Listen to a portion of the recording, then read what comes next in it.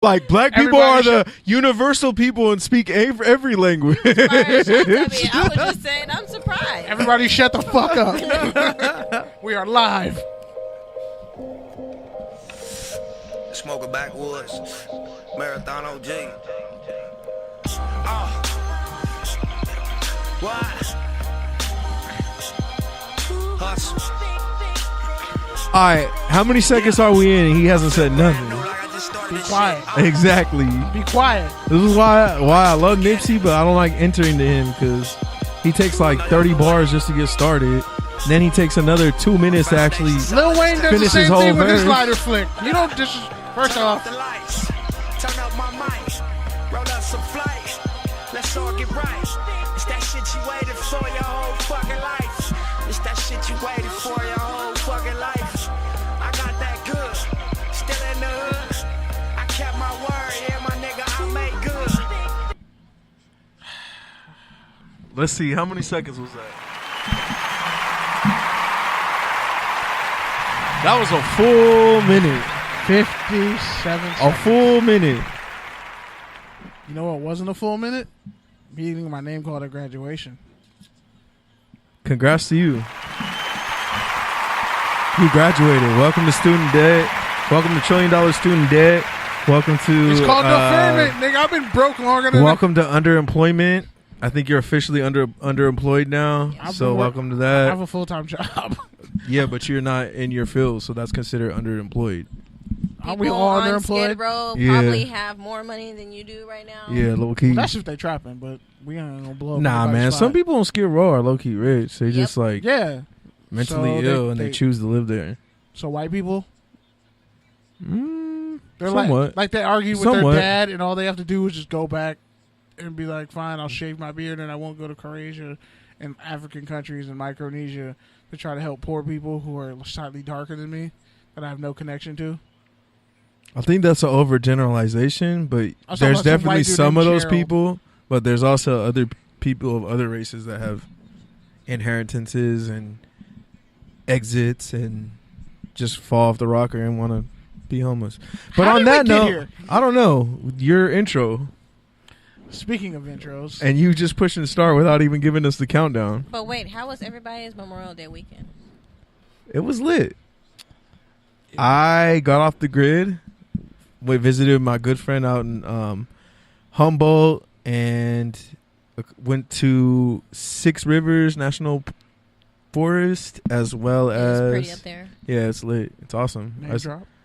Yeah, it was pretty crazy, especially because you were talking about White River rafting before. So that's actually what my friend does is he's like an environmentalist, and he kind of like... He basically surveys the rivers for fish and salmon and like is part of kind of like de-damming of a lot of the rivers up there. Conservation, exactly, yeah. Exactly. Yeah, so we actually got to see just like some random people, you know, rafting, which was actually pretty cool, like to see them go on the rapids and stuff. Like there's a whole like strategy and like game plan to it, and it's like you gotta like spot each other. It's pretty interesting. It's pretty cool. Well, that's fantastic. But yeah, it's nice to just put my phone down for 3 days and not have any service. Like, no wonder honestly, you weren't answering any text messages. I mean, I do that anyways when I do have service, but That is true. I had a reason this time. You answer your phone like a light skinned chick picking prom dates. But anyway, What about you guys? man, I graduated college. That was 2 weeks ago, but okay. Dog, all I'm gonna say is, shout out to my homie who hooked it up, had edible, and I was literally floating. Shout out to Schoolboy Q. But anyway, it was a great. It's been a great past. Aren't those 2 fries weeks. cold? Yeah, they're cold. He really eating Carl's Jr.'s fries, and like smacking unnecessarily.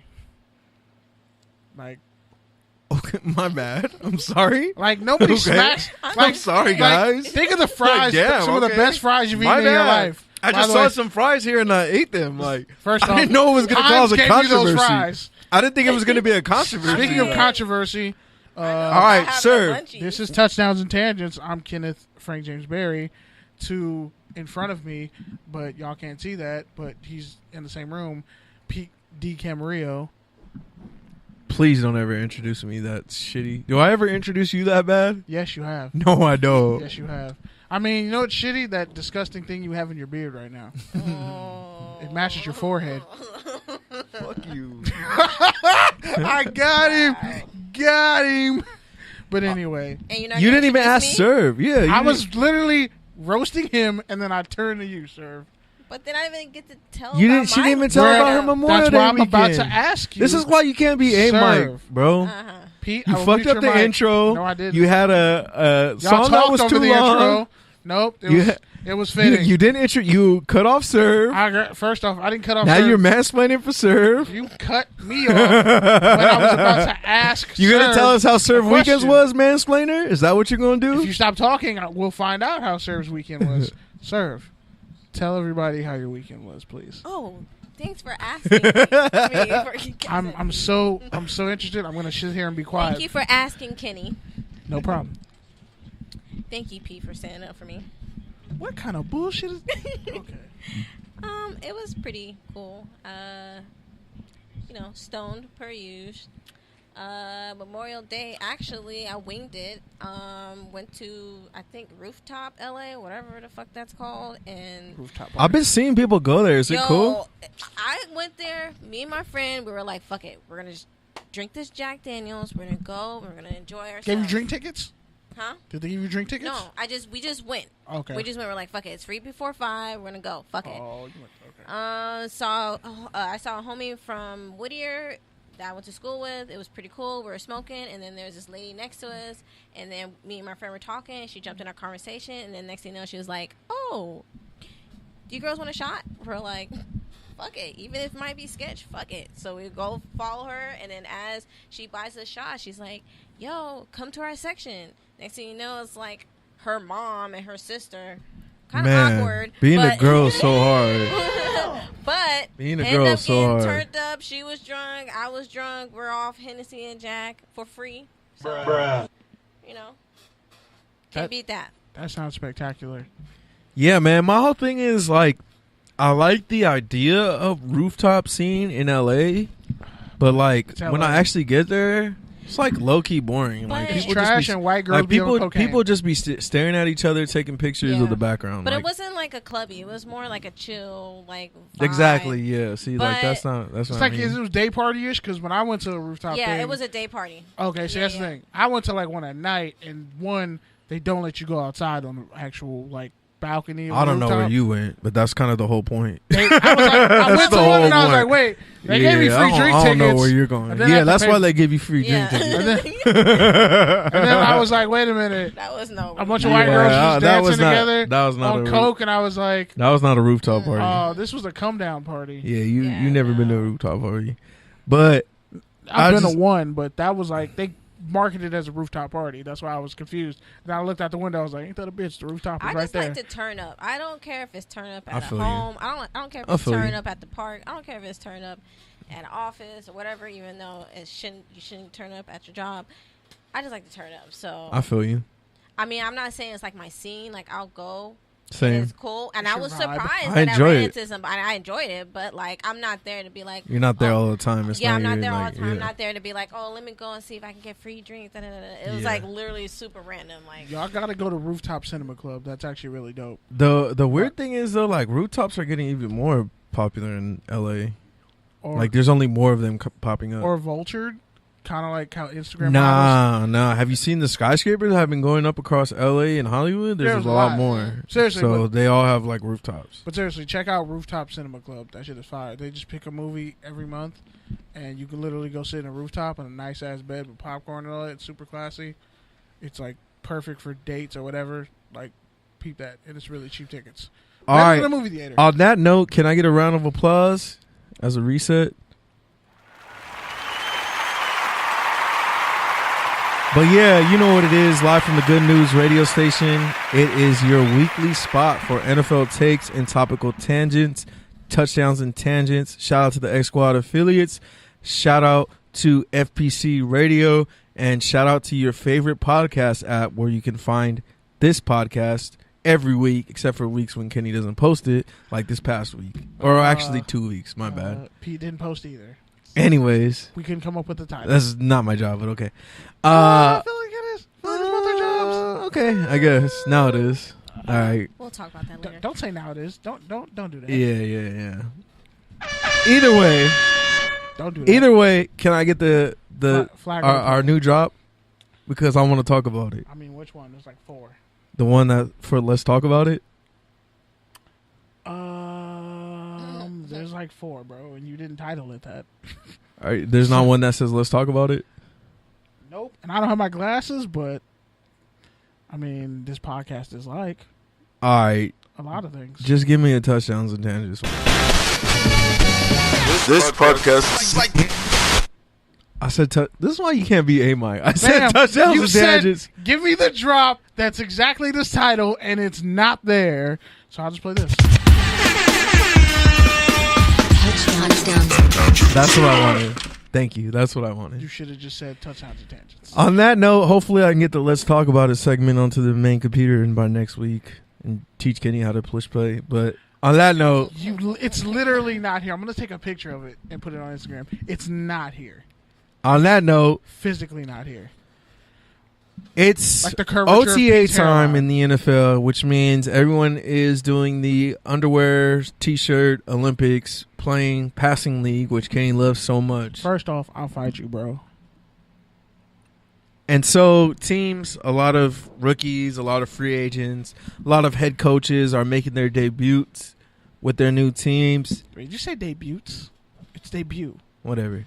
You don't get multiple debuts. So, is there anything that sort of jumps out at you about OTAs? Anything you want to speak on? Any news you've seen? Do you care? A couple. It's up for discussion. Okay, never mind. I was going to slander you, but it's just not worth it. By the way, shout out to Jackie. It's good to be back. Shout out to the Ramley. But anyway, one of the a receiver for the Cleveland Browns, whose name I'm not even going to try. Higgins? To say. No, not Higgins.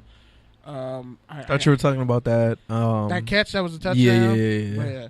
No, this dude for the Browns, like he last played football at JUCO, I think like 2016, 2017.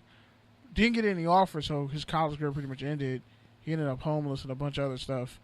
And because he didn't get to play football anywhere else, he tried his best to play football wherever he could. Ended up running like a 4.38. And how he got to the Browns, even for like just an audition to be on the team, he had a friend ask him like, "Hey, just what's the tryout? Just give me the address and I'll talk to him myself. You ain't got to do nothing." He got the address, showed up, and he looked the part. And when they said, "Who do you know?" he lied and said that he knew like Alonzo Mourning. Not Alonzo Mourning, Alonzo Highsmith. I'm tripping. Huh. Wow. Same size head. But anyway. So, he impressed Alonzo Highsmith. Pretty much head of player development, all that. He impressed him, and they eventually offered him a contract on like April 5th, I want to say. And ever since then, he's been earning a spot. He looked really impressive in special teams. He's doing his thing. So, yeah, it's going to be interesting. Like when you hear a story like that, a dude managed to just find his way onto like the practice squads, even just get an audition.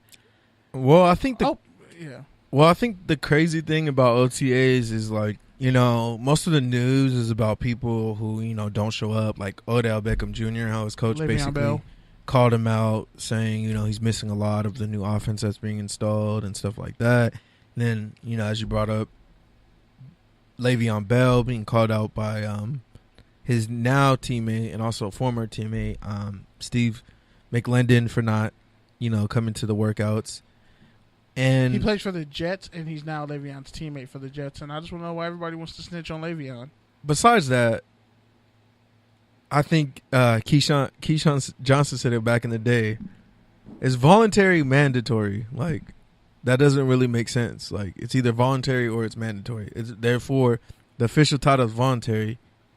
It's voluntary. You don't have to go. So they just try to make it seem mandatory and blackball you and talk shit about you, but it's really voluntary.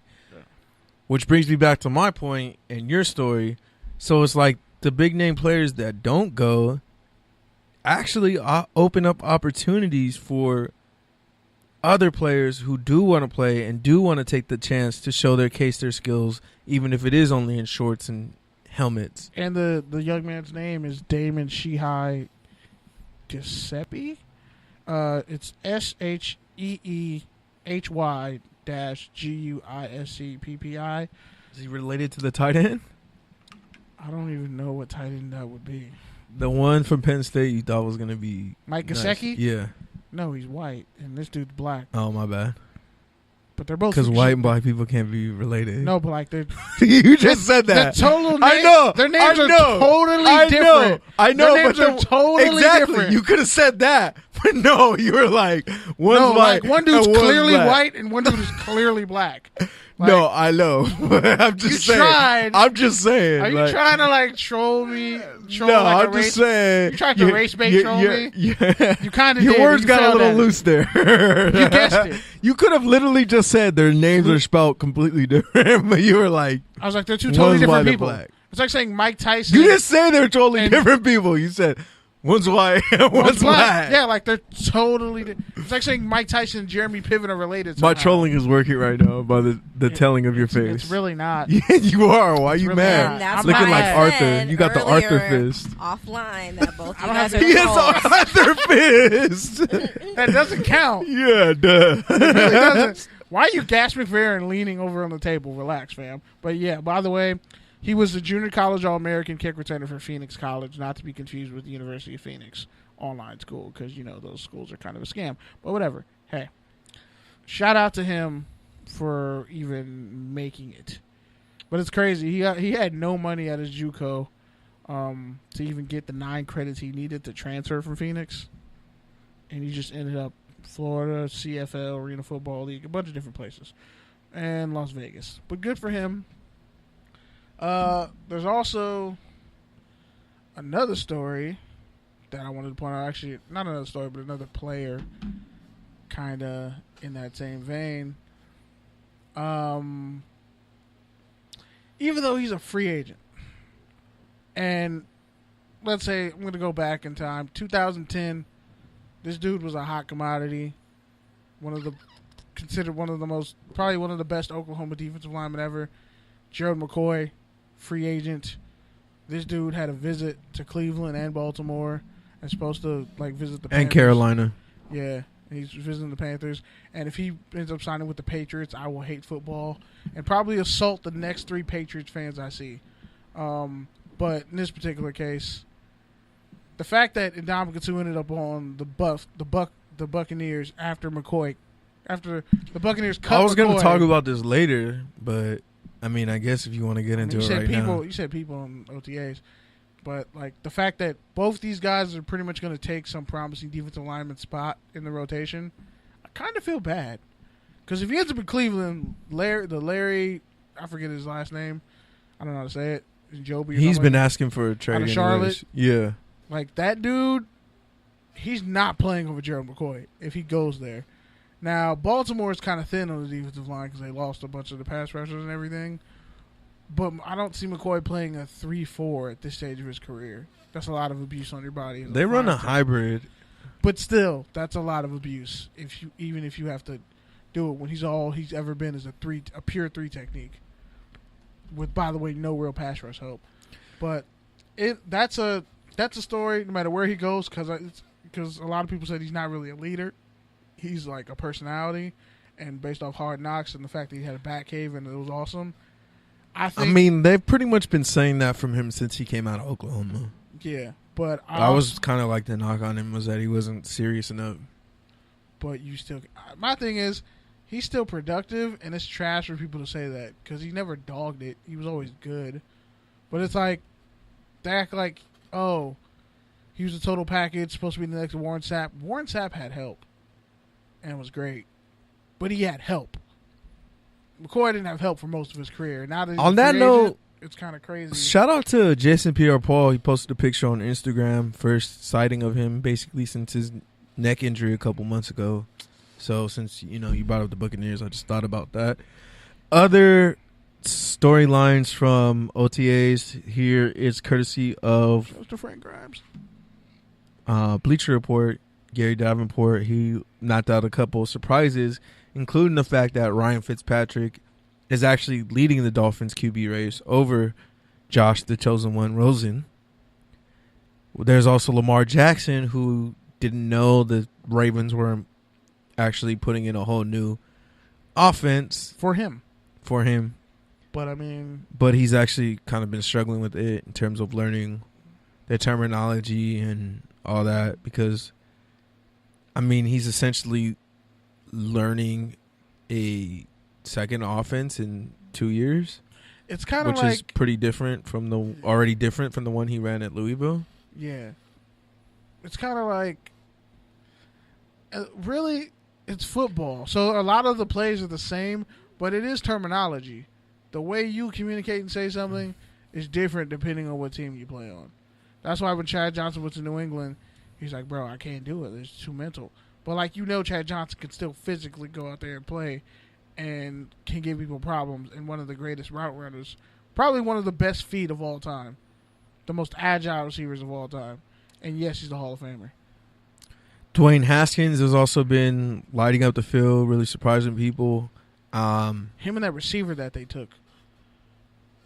And the last one I wanted to point out, there's a few more in this article, but Terry McLaren. The last one that I really care about, Joey Bosa is still having soreness in his foot, so no telling if he'll ever was it his hamstring get too? back. I know he's sitting back. He's sitting out of OTAs. I think he had like a slight hamstring tweak too. But it's like when you're injured like that for so long, and then you keep trying to come back, and other injuries pop up. This might be not Here's a the red quote. shirt year. Here's the quote. It's not causing a limp or anything. It's just there. It's something I noticed. It's been getting better all offseason, so I could definitely see by camp or maybe even next year where it kind of starts fading away. Once you get into season, it gets pretty intense. So we'll see. Damn, you and Joey Bosa got something in common. Who knew? That's not funny because I like when the coach said, "You okay?" I just lied. I couldn't feel my foot 90% of my senior year.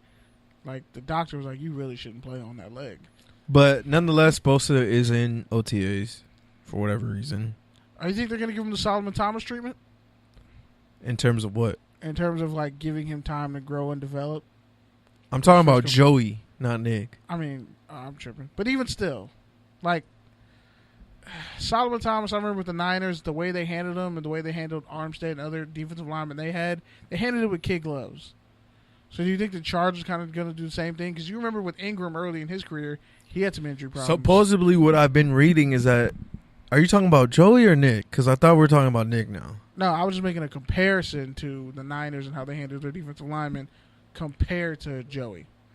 And how the Chargers handled their defensive linemen in the past. Well, supposedly the 49ers pass rush looks really good between Bosa and D Ford being the additions there. And Buckner's. But also the other guys, Buckner, Armstead, Solomon Thomas, are also stepping up. So supposedly the pass rush looks really good, just based off of what I've read. Mm-hmm. In terms of how it compares to the Chargers, I mean, you got to remember, Joey Bosa sat out all of camp, all of workouts, in what, like 6 games? Still has 10 sacks. Yeah, something like that. So obviously he didn't get the kid gloves. He got the opposite of the kid gloves. He got thrown into the fire right away.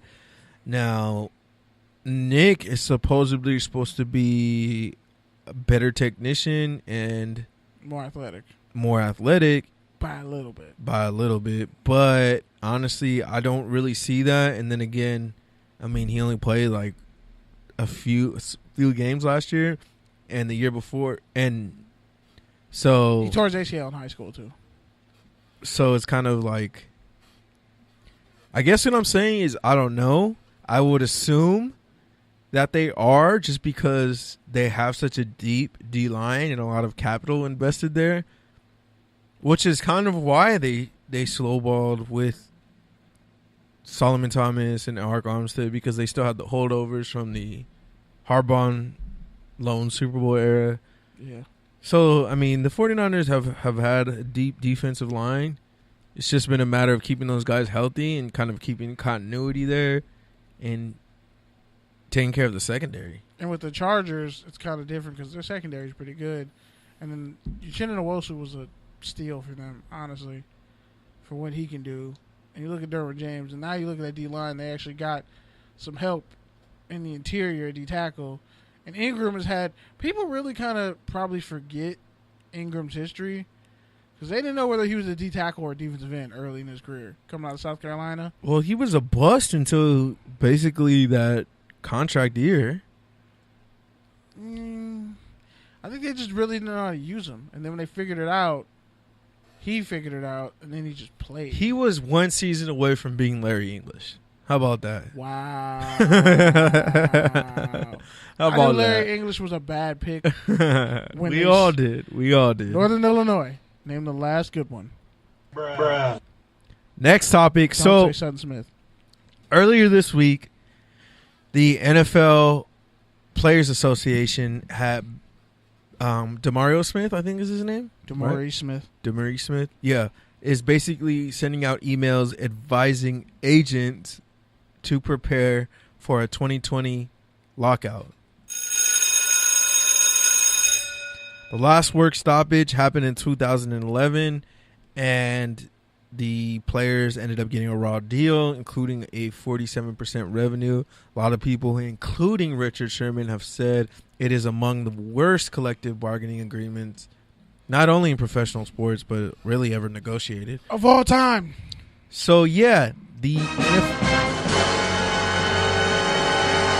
what that means is the NFL players are preparing to go on strike in 2 seasons. So they're basically telling their agents to negotiate 2-year deals so that when the new CBA is underway, everyone can get whatever the new max and the new incentives will be. Further, teams, I forgot what insider tweeted it, but on the other side, teams are also working in language for new head coaches for that same offseason so that basically they don't have to pay them if there is a work stoppage in a lockout, so that, you know, essentially they're off the payroll as well. So, yeah. Thoughts on the lockout? They should have been prepping for a lockout since the last CBA. I mean, they have been. I mean, they've been talking about it. Richard Sherman has been talking about it for like 4 years. I'm talking about the bottom rung guys. Like Richard Sherman, we were talking about this on like 2 editions of this podcast, 2 brands of this podcast ago. I know that. I know he has. But when you look at the Kaepernick situation, everything that was going on, the split between Malcolm Jenkins and Eric Reed and all those different factions, how united are the players since that last CBA? A lot has happened. And a lot of people. Well, yeah, it's only going to be worse because, I mean, it's on some Avengers Infinity War type I shit. think even just overall, our world as a whole is just more left or right, black and white, like choose a side. Monolith. Exactly. So. I have a question. Sure. Go for it. Does this lockout, do you think that this Into will the mic. give... Thank you. Will this lockout give players a little bit more leverage and leadway when it comes to their representing their brand? So, and it's like, okay, I guess let me clarify. So, I guess I feel like athletes that you can correct me if I'm wrong, but do a lot of athletes have a lot of access to what they can do or can't do? So, like, you're talking about their agents, right? And their agents are helping making the deals. Will this lockout help them give them that more leverage and say so on what they do? Is that what the goal is? So what's the purpose of, like, I know you explained the lockout, but what is the purpose? The goal of the lockout is really revenue share, right? So whatever the profit is, it's basically divided between 53% goes to the 32 owners, and 47% goes to the whatever. All the players. 53 times 32. So whatever, 1,500 players. Right? That seems backwards. Right. Why is the smaller group getting a bigger percentage, Right. especially when they're not even playing? Right. So that's the Contracts main aren't focus guaranteed. of the lockout right now. The NBA has like a 51-49 split. for the players, and that took Okay. them a lockout to get. So their goal is to get that at least. Let's reach a half and half, because right now That's one side of it. The other side of it is they also want more guaranteed contracts, so that if they get injured or if they get cut before their contract expires, they still get that money. right. So if it's not half, it's more share. That's their goal. They're trying to get. That's what I'm saying. Are they trying? Is this lockout? Is the goal for the athletes? Are they trying to gain that control? I think. But I don't. I'm trying to explain what I mean by. I because what you're think- saying. Yeah, you know what I mean. think. Like, I mean, the two things you guys brought up, like as far as the social, impacts and the politics of everything that's just going around the league, in terms of people getting suspended, in terms of people getting signed who shouldn't be signed, and people not getting signed. Like that's Blackballing, that's a part of quote, it for unquote. sure. That's definitely a part of it. I don't know how much that factors in. I'm sure it does. Now, and then on your side, in terms of being like, being able to brand yourself in order of being able to, take care of yourself outside of the league, I wouldn't say that's necessarily directly a part of the lockout, because right now, the NFL is doing a lot to kind of, coach and train people about life during and after football. And they're trying to, ease up on restrictions as far as celebrations, as far as, decorating your cleats, as far as having your own charities, all that sort of stuff. But what I would say is a part of what you're talking about is just being taken care of, like in terms of healthcare and insurance and stuff like that. I think that's a bigger part of like from the personal player individual side than necessarily like, being able to build a brand and a business, because I mean a lot of players already do that. right. So I don't think that's necessarily so much of an issue as much as the money and really the healthcare and being able to take care of themselves. Well, if that's the case, shouldn't a lot of athletes try to be like, if I'm correct, isn't that what free agency is? Like they're their own. It's They more represent complicated than themselves. that, because it's like a union. So free agency is essentially like a pool, right? Where it's free agency in that you can go anywhere to any of these teams because you're in this pool, but it's not really free, because I mean contracts can only be negotiated under the collective bargaining agreement. Okay. So basically, it's the players and their agents meeting with the owners and their lawyers and saying, these are the stipulations we're going to put on what it means to be a franchise under the NFL umbrella and what it means to be an employee under those different franchises. And these are the terms and protections you have as being a part of our Players Association and Union, if that makes sense. In perpetuity, which pretty much just means beyond throughout the galaxy. So Basically the CBA just puts a ceiling and a top, right? So in free agency, you can't go over that, you can't go under that, and that's why There's a cap. there's a cap, yeah, basically. they raise the cap, which a is little part bit which is every part year. of the CBA too. So they'll give teams salary cap, like that will all be part of it. And they'll give, like, recently they've given teams more money to kind of so they can spend more money, and like they've made it to where their floor is increased to where you have to spend more money. Certain teams, Yeah. some of them don't spend that money at all. Oh. And with that, you factor in the fact that yes, there's free agency, but also in the NFL, there's scarcity at certain positions. But on the same token, there's also an abundance of talent. So let's say a guy like Gerald McCoy, who's been an All-Pro multiple times, one of the best defensive players in the league still, and at his position, they'll age him out because he's almost 30. And they're like, well, we're not going to pay you as much. We can get somebody cheaper, and we'll get 3 guys to do your one job. And that's the problem that they're having, and that's why free agency, certain players who aren't established and don't necessarily have a good foundation financially or whatever, or they're still growing and they're still on their first contract, or like a guy like Dak Prescott who's still trying to get paid, this CBA is trash for them because they have no leverage. And if you're negotiating and you're only getting 47% of the take and you're in disarray and the owners are all on the same page and Roger Goodell is on the same page as the owners, well, you're already going in kind of screwed. So you have to negotiate differently. You have to handle things differently when you're the one who's coming into a negotiation and you already have no leverage. Like, the players are the capital. If there are no players, there's no sport. Right. So with that, what a lot of NFL players have to do, yes, they do have to focus on uniting and being one. And sadly, the NFL Players Union is so piss poor at their job because they're not afraid to do a work stoppage. It's like, oh, all this money on the table, all this litigation. The lawyers always get paid. There's three things when it comes to a lawyer that is just universally true. They always get paid. You don't hire a lawyer. You know a lawyer. And three, I don't mean to be like really dark and facetious about it, but all the lawyers know each other.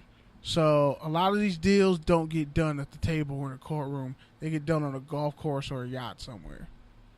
So you also have to factor that in too. There's a lot. It's all about relationships, who you trust, who you actually want to negotiate with.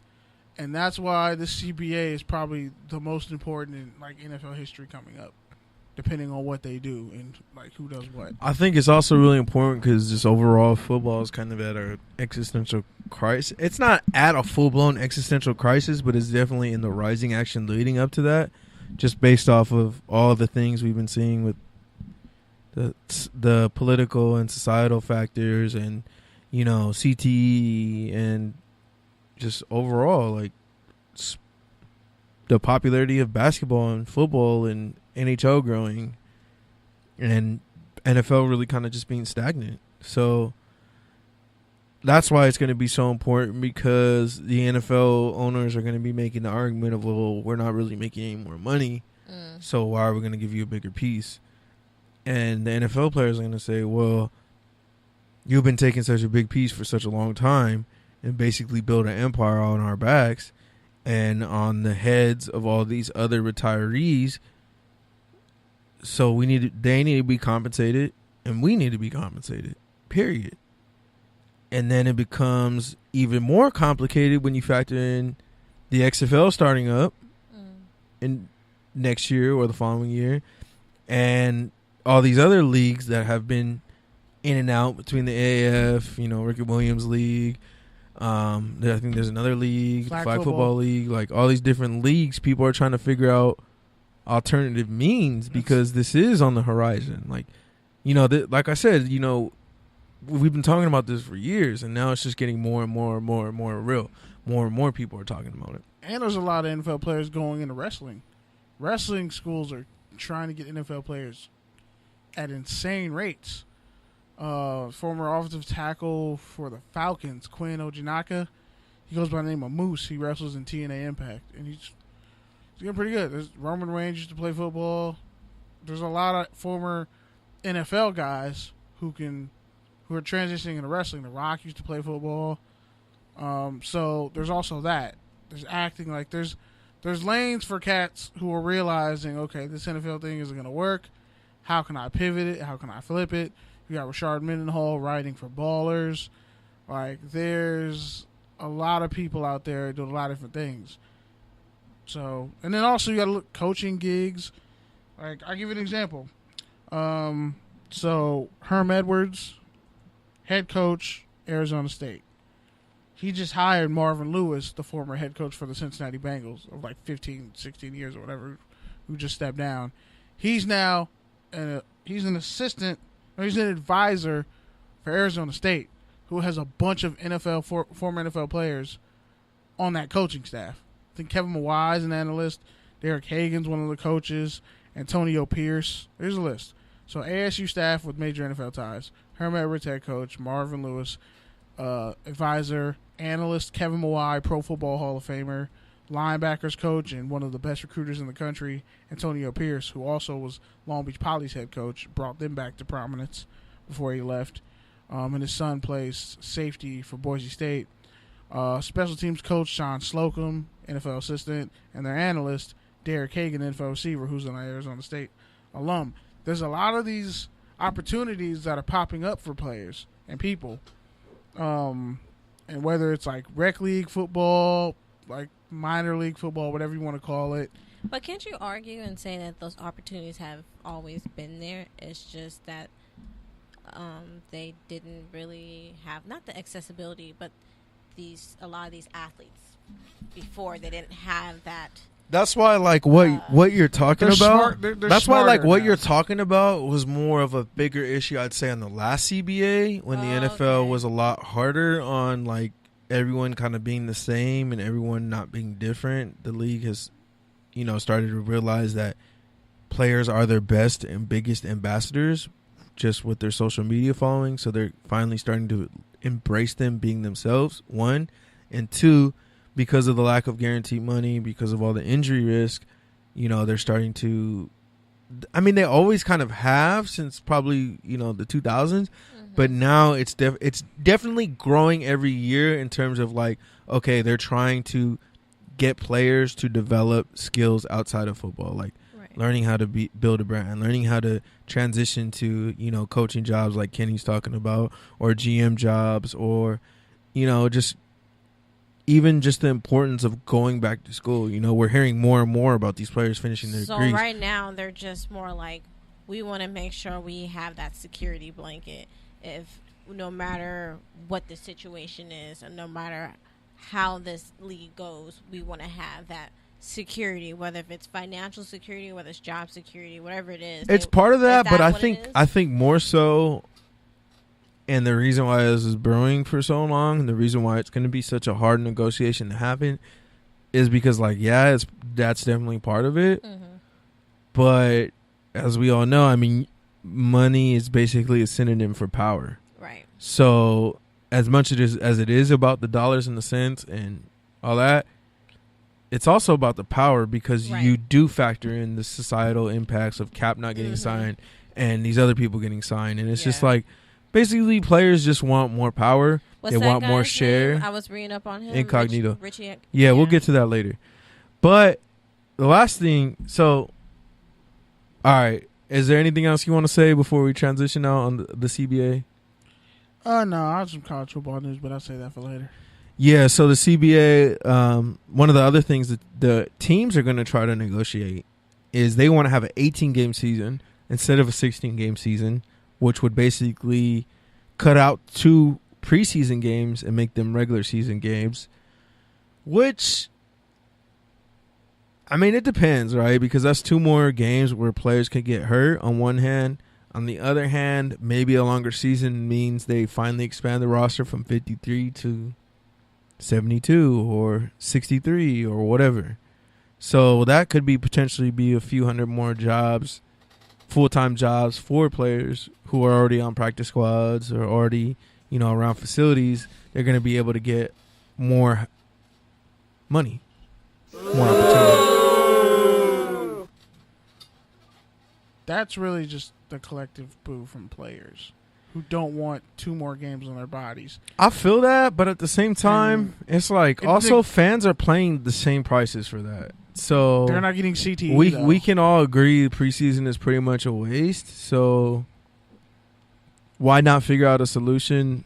Why play more games that helps everyone from top to bottom? Do you really want to see? You're going to see, if you have an 18-game schedule, you're going to see Tuesday night football games. Do you really want to see NFL Tuesday night football games? Yeah, because that's probably the one day you have a day off and you can actually watch a game. So when you play on a Thursday and then have to turn around and play on Tuesday, and then after that Tuesday you're going to play next Monday. Honestly, real talk, I'd rather watch a game on a Tuesday than a Thursday. Because you Taco Tuesday. Taco Thursday, Tequila Thursday. There's no. I wish there was Taco Thursday. I don't know why Taco Thursday never. I always say that you can never find them. They never take off. I don't know why. That's true. Damn. I just think phonetically Taco Tuesdays is better, so it's just like, Taco Tuesday. Thirsty Thursdays. Taco Thursday. Like salami and pepperoni. Yeah. We're not gonna talk about that. Essentially the same thing, but pepperoni gets all the clout. No, pepperoni and salami are not the same thing. They actually are. No, they're not. You could pepperoni Google is it. a lot spicier. Pepperoni. And they Kinda smoke spicy. Pepperoni and I'm is pretty a sure they smoke it differently than salami. pepperoni is a derivative of salami. Pepperoni is a form of salami. Pepperoni is spicy salami. Like eggs are a byproduct of meat. No. I don't know what the fuck he's No. talking about. I don't know what the fuck he's talking about. Eggs are I don't know what the Let me fuck Google he's this. talking about. I don't know what he's talking about. I literally already Googled this and went on a whole rant on it on Twitter. Okay, and while By the ago. way, Pepperoni. pepperoni used to be dirt cheap to put on pizzas. Now it's mad expensive. Salami. All right. On that note, Okay. let's move It's to. an American variety of salami. I'll give you that. I told you. All right. Can you give me But it ain't the salami. take your tangent drop? Can you find that? Because that one's for sure in there. I for sure saw that one in there.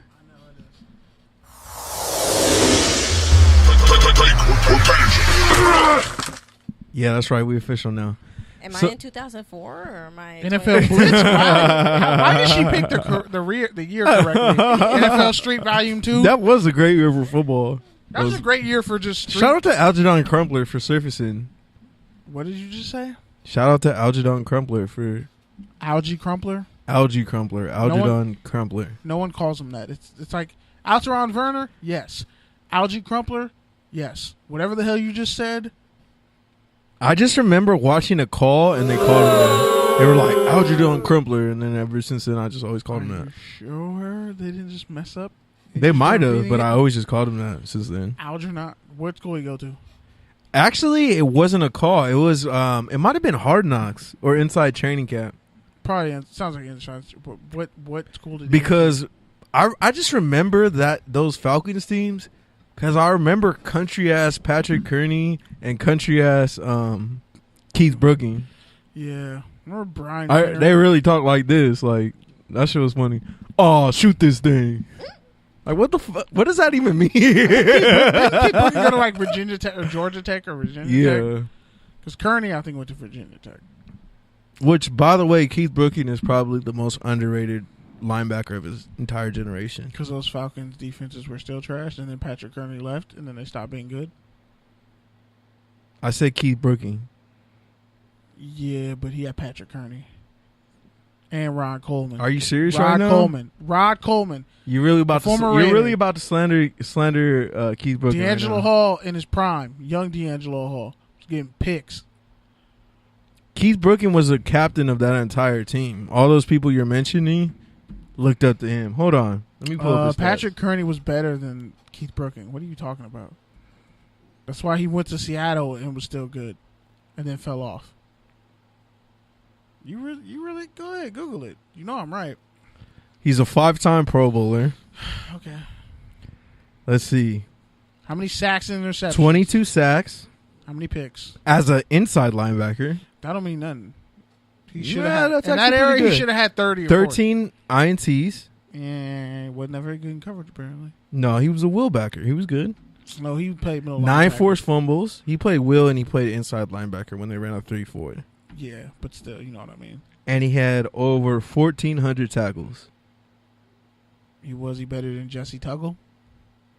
I didn't even know he played for Denver. Yes, he did. started for Denver. He did. Ugh. I think him and Brian Dawkins Yeah, I knew Brian Dawkins. at the same time. Wow, that was a nasty old defense. That Broncos defense was gross for a couple of years.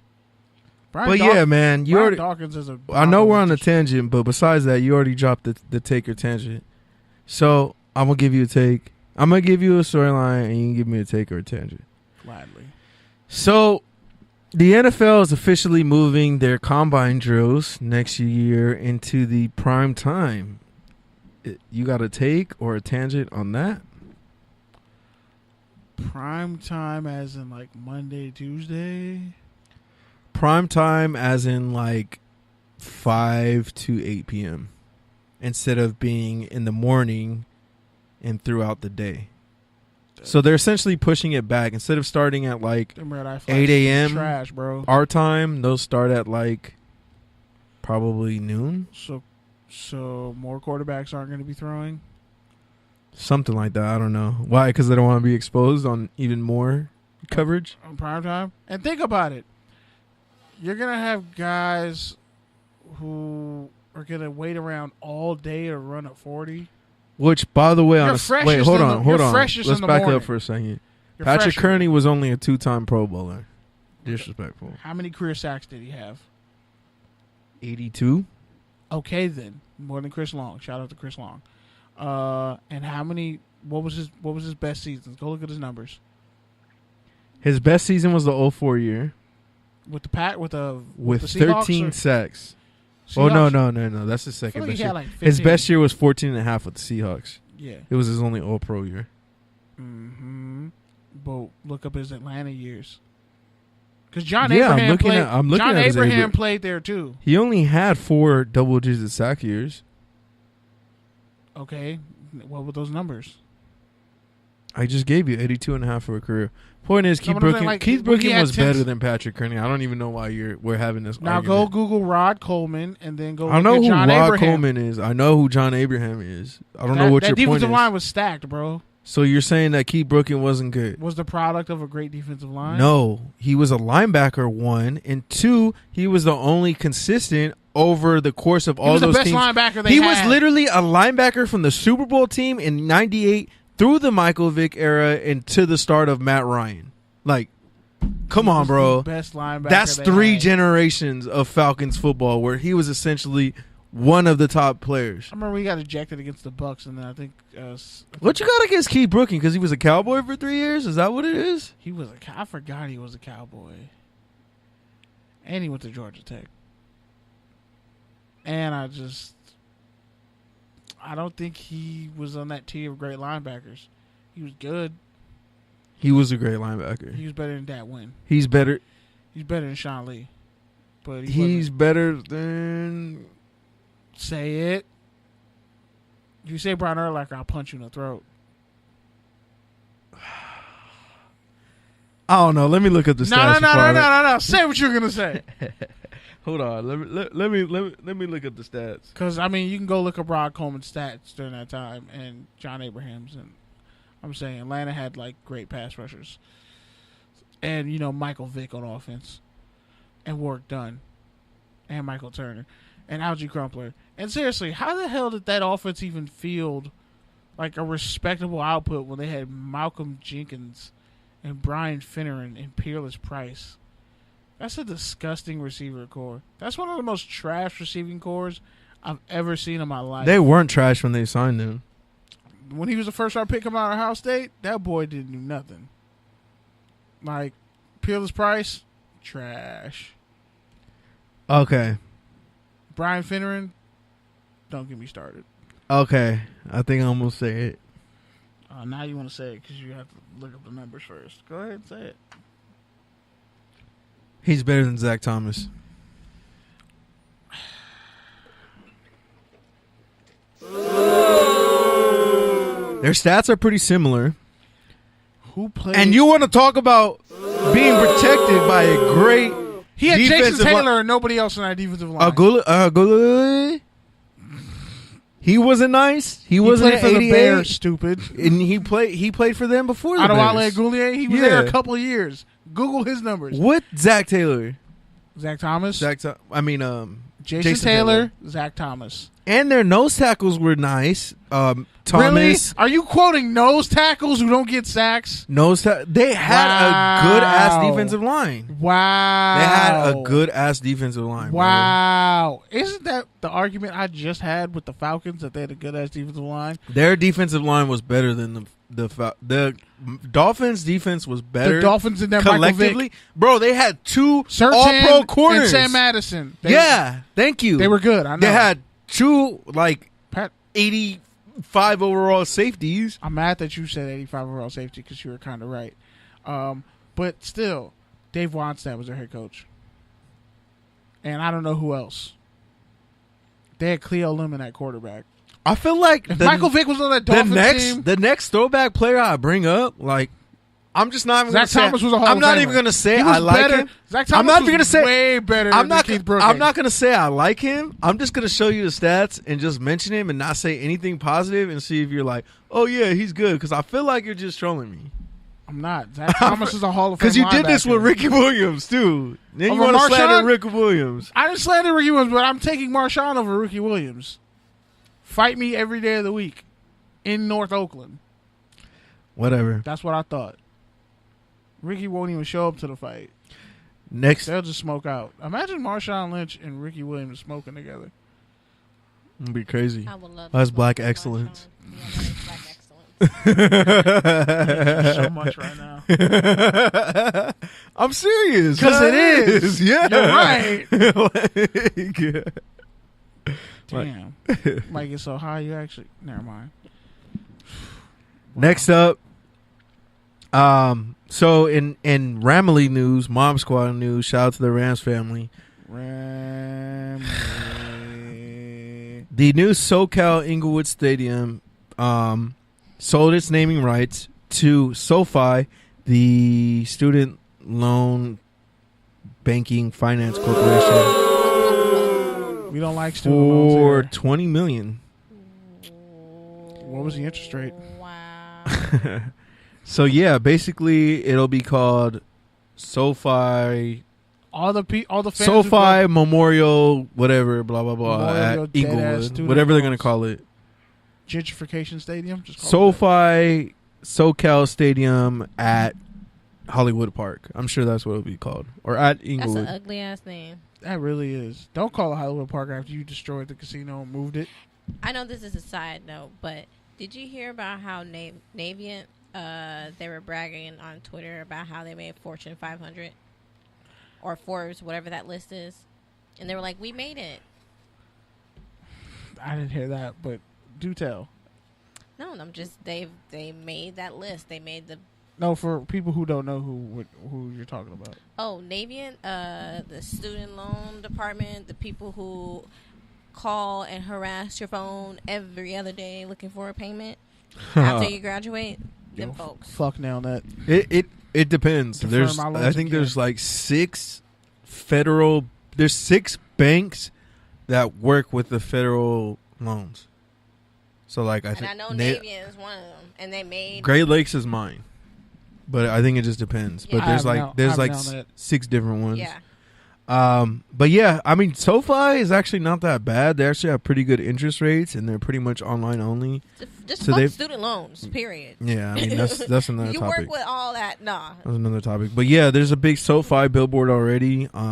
If you head south on the 405 at the Howard Hughes area, past the 10, Culver before City. the 90, on Wait, the no, right you hand mean- side. Don't you mean past the 90 before the 10? Wait, what? What are you? Because the guys 10 is No, further headed down south.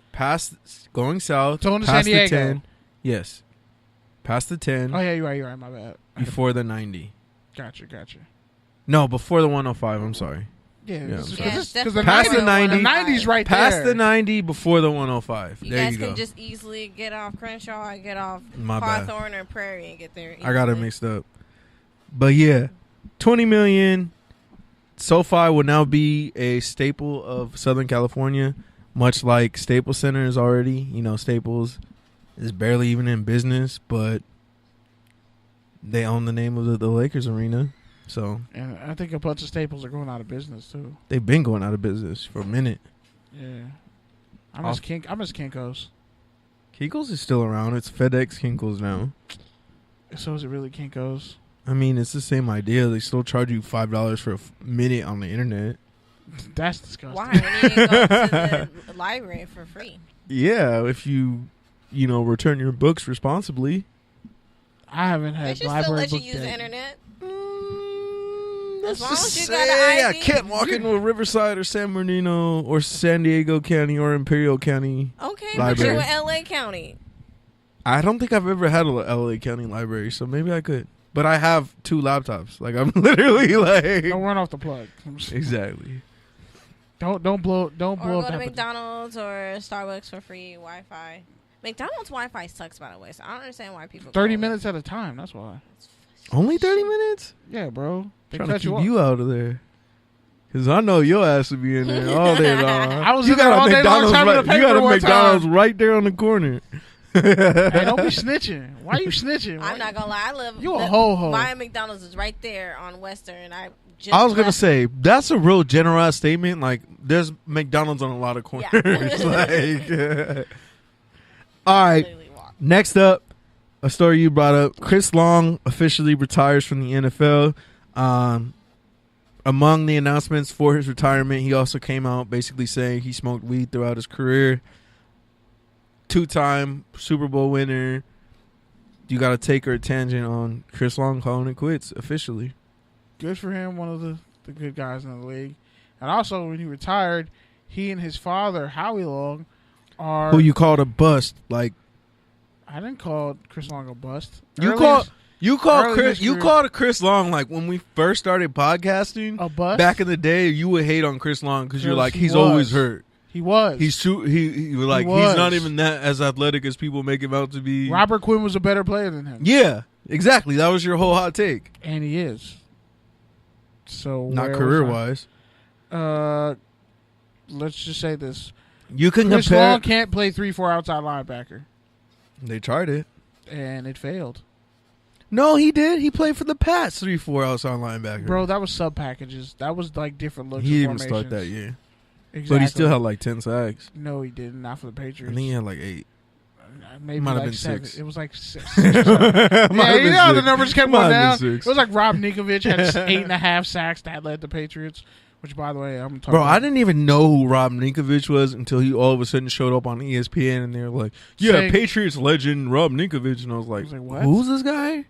Bro, he played for the Saints and got cut. And I was like, "How do you play for the Patriots this long, win this much, and you're still irrelevant?" 46.5 career sacks. Like, damn, that sucks. Saying Khalil Mack, I think he had a little bit more than that, but he said Khalil Mack was second best to Chandler Jones. Trash. Khalil Mack has more sacks in like the past, I don't know, first 5 years of his career, 4 years of his career, than Rob Ninkovich had in like 9. All right, next up, Robbie Nickel Coleman. Also, Nickel Roby Coleman. Nickel Roby. I don't know why I always do that. Because there's a Roby Coleman. That's why. There's 3 names and a hyphen. That's why. Nickel Roby Coleman. There you go. The Rams nickel linebacker, former USC product. Nickel cornerback. He's not a linebacker. He's like nickel. 5. Didn't I say nickel corner? You said nickel linebacker. Nickel corner. Whatever. My bad. Slot God. That's his nickname. Slot God. Finished his degree at USC not too long ago. Majoring in, I think, real estate or something like that. Something along really those lines. A couple weeks ago. Yeah. Because his mom died before he got a chance to actually get to USC. So, yeah, and he's already invested a lot in a lot of properties in, like, Missouri, I think, and somewhere else, and is basically building a real estate empire, you know, while he's still essentially in the prime of his career. So, do you got to take her tangent on Robbie Coleman dominating real estate? Nicole Roby. Why do I keep saying Robbie Coleman? Because you assume Nicole Robbie Roby. when you say R-O-B-Y. Yeah, go ahead. But yeah. My bad. Sorry. Shout Sorry, out, sir. Shout out to the legend. Didn't even get drafted. Was a steal. I remember when he picked 6 Andrew Luck against Stanford, and I was really hoping USC would win that game, but they choked because T.J. McDonald can't play free safety properly. But he also got hosed on a really bad call. And T.J. McDonald actually was better than Taylor Mays. I'm shocked to say that. I'm surprised T.J. McDonald isn't playing linebacker yet in the NFL. But whatever. When it comes down to Roby Coleman, man, that's an amazing feat. Graduated from USC, like, his mom died. His dad died too, but like he's held it down and he's made, you know, he earned his stripes in Buffalo, finally got paid with the Rams. It's fantastic. And I really hope the Rams get a Super Bowl, especially for a guy who played at USC, came from Florida if I'm not mistaken, and earned it the hard way. Shout out to Nickel Roby Coleman. Yeah, shout out to him, man. I'm for any player.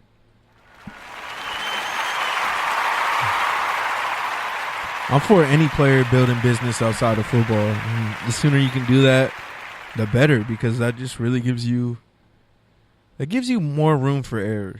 Like I always tell, and he's young. He's under 30. Like when he's making money. Exactly. When I talk to college students, I always tell them, you know, start your own thing right now. I think that's kind of like my biggest regret is not being more proactive on the entrepreneur front in my early years of college. And I think a similar kind of lesson is there in the NFL, because if you kind of see it as like, okay, I have this dream that I'm living out that I know is going to end soon. And yes, it's supplementing me full time right now. But you're also building that residual business. That's just going to save you time when you do have to retire and move into that residual business full time.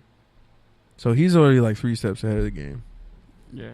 And the fact that he's doing it on his own and not, you know, having a handler or, you know, having all these investments accounts or these investment relationships or being part of these hedge funds and stuff like that, you know, where we routinely see players kind of get screwed over. The fact that he has the degree and the knowledge to do it himself, more power to him. Power, wealth, and influence. Black excellence. All right, next up, man, Kyler Murray. The ESPN and media machine is already on Kyler Murray, basically saying his arm is crazy. They've already said it's pretty similar to Patrick Mahomes. So you got a take or tangent on Kyler Murray being the next Patrick Mahomes? Nah, he's the first. This early. He's he's Michael Vick, but much better. Like, Kyler Murray is a much better player than Michael Vick was coming out of college. Probably his first 5 years, if we're being honest. But that's because Michael Vick actually didn't really get quarterback training and didn't take it seriously. But Kyler Murray, you're going to tell me Kyler Murray wasn't better in college than Mike Vick was in college? Mike Vick would have went more the Vince Young route and been stuck with a freaking... I don't know, man. Thankfully, he didn't It's a tough... That's a toss-up. It really is a toss-up. Left-handed quarterbacks really weren't treated well. No, they still aren't. Around. But I would say, I think the bigger issue isn't Kyler Murray. It's those receivers that he has in Arizona. That's a good little tangent. That's a nice little Madden offense. You got Larry Fitzgerald, who damn near is a tight end at this point. He might as well just play tight end. I'm gonna take this take from Keyshawn that I heard Butler yesterday. Isabella and Christian Kirk. That's speed and size all over the field. Yeah, but what I wanted to say was, can we stop crediting Cliff Kingsbury for developing Patrick Mahomes? Because he didn't. He didn't. Andy Reid did. Like the Chiefs did. Thank you. Coming out of college, the knock on Patrick Mahomes was that he needed a lot of polishing, a lot of development. He was raw. And he was inaccurate. I might have called him the next Logan Thomas. I don't know. Maybe it was me. Maybe it wasn't. Point is, Andy Reid took him from point A to point B in that redshirt season. Alex Smith too. Which is actually, when you think about it, just on a tangent here, that's like the only real like smooth changing of the guard. Like, can you think of another changing of the guard that was smooth? As smooth as that? David Garrard and Byron Leftwich. Was that really a changing of the guard? Because didn't David Garrard like just come back? Him? Yeah. You right. Eli Kurt Warner? Okay. Maybe. Kurt Warner was trash. Maybe, but Kurt Warner was never like the franchise guy. Like, I'm talking about like Joe Montana to Steve Young, which was ugly. I'm talking about like Brett Favre to Aaron Rodgers, which was ugly. Yeah. I mean, even in other sports, you know, Shaq to Kobe. Kobe to nobody. Like, LeBron to probably nobody. Like, unless his son makes it to the NBA with him. That'd be crazy. But I got one. Take your tangent. So Chris Harris for the Denver Broncos re-signed. I think it was like a 1-year deal or a 2-year deal. it was for $12 million. And he re-signed with the Broncos. Which, you got to take or tangent? I think that's more appropriate for touchdown or turnover. I have a question for you regarding why it could be a tangent. Does this make this easier to trade him? What did you just do? I honestly could see like That's your tangent then. Like it really is. I just Okay. thought I was the only person. I know I was the only person who thought that, but I'm like, realistically, this might just be an easier way to see him get traded yeah, I think to the I Dolphins. I think that's a good They angle. on traded it. Juwan James. I think that's a good angle on it, but also, who are they going to be having playing in the rest of the secondary around him? I mean, that's really where the big issue was with the Broncos last year. It was everyone else but him. Justin Simmons, Kareem Jackson, who's probably just going to play strong safety. I can't name the other corners. On that note, since you already brought it up, let's go ahead and transition to touchdown and turnover. Can you hit the drop? Damn, I am blind.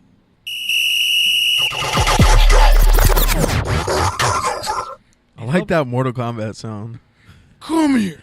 It's better if you don't say hit the just. I definitely feel like I'm playing like a PlayStation. You game. definitely weren't even paying attention. I was so paying attention, but I'm blind as shit without my glasses. I was looking right at it, and I was like, That's all right. It's I a work can't in see. progress. It's new. I was like, I can't It's a see new that. thing. I need my glasses. This is It's a new bad. thing. But yeah, the game vibe you're getting is intentional Okay. because we're like closet nerds. No, definitely. Yeah, he's definitely not a nerd. He lost his I'm nerd card. As I we saw talked in about game before. already. Shut up, You can apply for We your all- nerd At card that back. point, at that point, fam. I had a teenage. I At showed that up point, to our you- live at remote that point- with the teenage. At that point, you could have already seen the DVD rip yeah. online. Like I was busy finishing college. Asshole. you saw the 22 other Avenger movies over your 9-year college career, so shut your ass up. I saw those movies. The stakes weren't as high back then. The stakes weren't as high. Okay? Don't use that as an excuse. I sat in this newsroom. I Don't sat in use that as an this excuse. radio station 2 weeks ago writing a 2,000-word paper and got a pretty good grade on it and got an A in that class. So, hey. All right, so Shane Ray signed with the Ravens a few weeks ago. He's still in the league. Is that a touchdown or a turnover? That's a touchdown. And, Ryan, don't you sass me. All right, and the one you brought up earlier, Jared Valdir, he retires. Mr. Torn Tricep, man. Is that a touchdown or a turnover? Touchdown. I mean, he probably the most. If he would have made the roster and started, he would have made $6.25 million. Had he actually would have made the roster and been a backup, I think he would have made like $2 million or so. I want to say this is like his third team in 3 years or fourth team in 4 He years, played something for like the that. Broncos. He's been bouncing played around. for the Cardinals and the Raiders. I thought he played with somebody else too. Maybe he probably got cut. Yeah, I think he played with somebody else as well. Sometimes when you're hurt, it's just best to know when to step away. So, But yeah, the Hillsdale 6'8", 4th round pick, once played center. I thought he was a third-round pick. I think he was third or fourth. But yeah, out of Hillside, he Got was to be like he a was like 90 one in of the Madden. first players out of taking that high out of that school. How the hell did he end up being like a 90 in Madden? He was really good when he was protecting Carson Palmer like that second or third year. Yeah. I was really devastated when the Raiders couldn't keep him because he And was Lamar so Houston. athletic, strong, and fast, and was only like 26 years old when they opted to sign Austin Howard instead. And then they failed at signing Roger Saffold, and then they lost to Mark Houston. And all I know is... and stuck us with MJD. The washed up MJD. And all I know is you get a big contract for the Arizona Cardinals as an offensive lineman. That's usually You're a where made man. it goes downhill for you. Shout out to Mike Lupati. Mike Upati. Levi Brown. He was drafted there. It doesn't count. The tackle they have there now. DJ Humphries out of Florida. There They you drafted go. him too. I was thinking of the guy that the the Giants had. Pugh? Justin Pugh. Yep. Pew. Yeah. All right. who should be a guard, but I think he's On that same note, man, Adam Pac-Man Jones officially retires. I think he sat out last year, right? Bruh. Not a touchdown or a turnover. one of the greatest, most problematic football players of our time. Who had a better revival story than Adam Jones? Bro, he was not facing Mike Jenkins. He was wow. Okay, stop making fun of corners with dreads. Or with Wasn't he? locks in the 2000s. Wasn't he in that same class or Yeah, Mike but Pac- Hughes? But Pac, no, I think it Was one of those UCF 21. corners? was USF. USF, my bad. But for Pac-Man out of West Virginia, 6th overall pick. Because it was him, Talib, and whoever the third guy is we're talking about. And was it Revis too? Was Revis in that class as well? He might have been. I don't know, but that's a good trivia. Damn, next time we have a live event, somebody might stump me with that one. And then you'll get whatever prize that we have. You get to pick it. But yeah, that's all I know is with the retirements and cats getting moved around, shuffled around, or it's like, they get signed. By the way, Benjamin Watson. Entra roll. Carlos Rogers. Both of them ended up. No, Rogers didn't play safety after a while, but Entre definitely ended up having a great career. Marlon Jackson. Forgot about that dude. He actually had had a good 2 years when they finally moved him to safety. Yeah, he tore his patella, the shit out of his patella tendon. It was sad. Fabian Washington. He had a couple good years with the Raiders. Yeah. He got to an 89 overall, and then that stopped. That was it. He really got to an 89 overall, man. With 9 Yeah, years speed. Mike Hughes must have been that next year or whatever. It was probably a couple years later. But yeah, man, that's pretty. Don't you mean Mike Jenkins? Yeah, whoever it was. Who also was a Raider. Yeah, whoever it was. And a Cowboy before that. Whoever it was. But yeah, so I mean, that's what 1, 2. That's 8 corners. That's 4 Pro Bowl corners in the first round, basically. And the crazy thing with Adam Jones or Pac-Man Jones, those Tennessee teams were really good. He was overshadowed by Vince Young coming back and winning 7 of 8 games.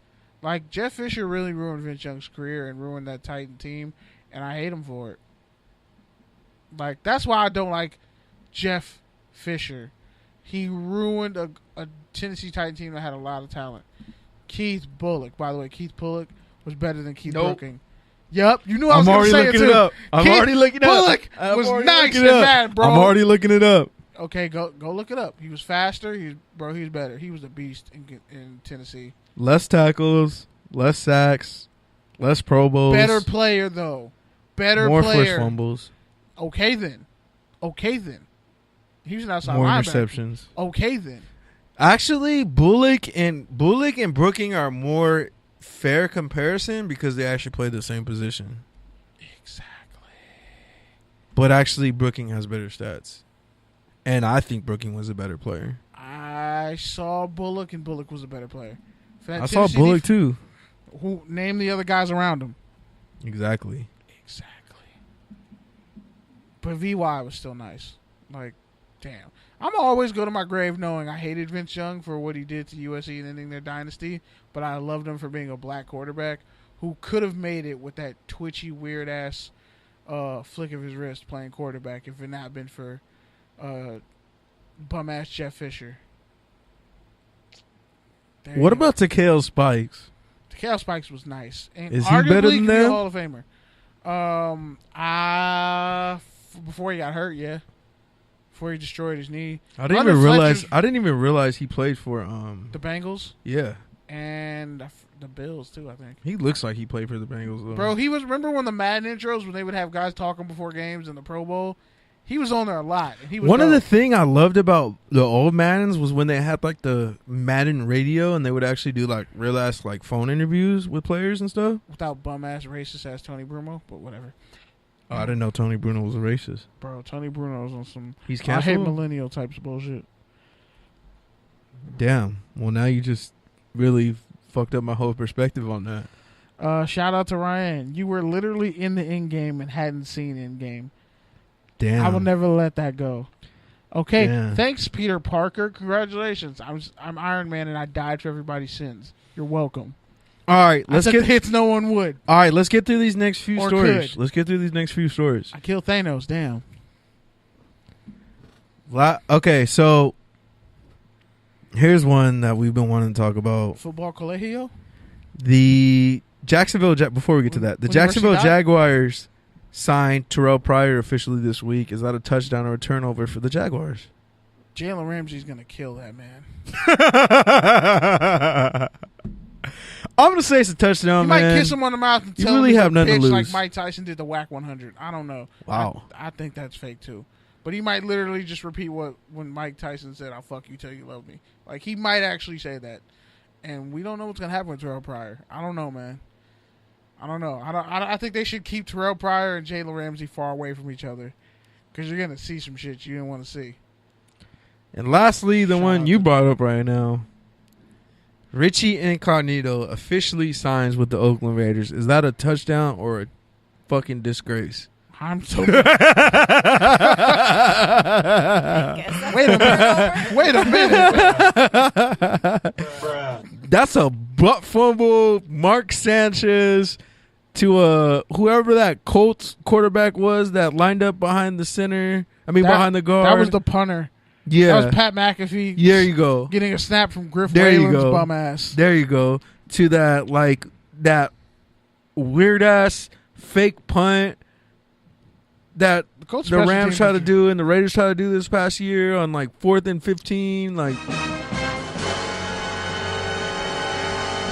Yeah, I was reading his rap sheet. Very interesting. Bro, Since that's middle that. school, been a bully. That's that Jerome Bettis fumble against the Colts. Nah, that was that the Colts? Oh yeah, it was the Colts because they have Mike Vanderjagt talking shit, and then he missed a field goal. Bro, people from West Virginia. That was might- the James Harrison turnover for a touchdown in the Super Bowl that won me a bunch of money versus the Cardinals. I'm still angry, and I haven't forgiven him. Bro, I for it. literally won my pull on that. I was like, why don't you? How can none of y'all tackle his slow ass? Why did you throw an out route? and he fumbled on the one. He really wasn't in. I would have for sure thrown a fade to Larry Fitzgerald. Ike Taylor's bum ass wasn't catching that. But yeah, man, it's a turnover. Shout out to Swaggy Taylor though. Unless you think it's a touchdown. It's a turnover because the Raiders are already a fire. They're already, A dumpster fire shitstorm. and I don't make fire references lightly considering, we live in California where the shit devastates communities every single year. And it burns. But yeah, this is the big one. This is the fires of the 30s. This is The Raiders are a syphilis. shit show. I'm And Black disappointed syphilis. to be a person from Oakland, and I'm disappointed to be a person from the Bay Area. Exactly. Because both teams picked up two known races and known just fuck boys, and Nah, Incognito's not even a fuckboy. He's He's a meathead. He's the dude who This killed dude- himself in Full Metal Jacket.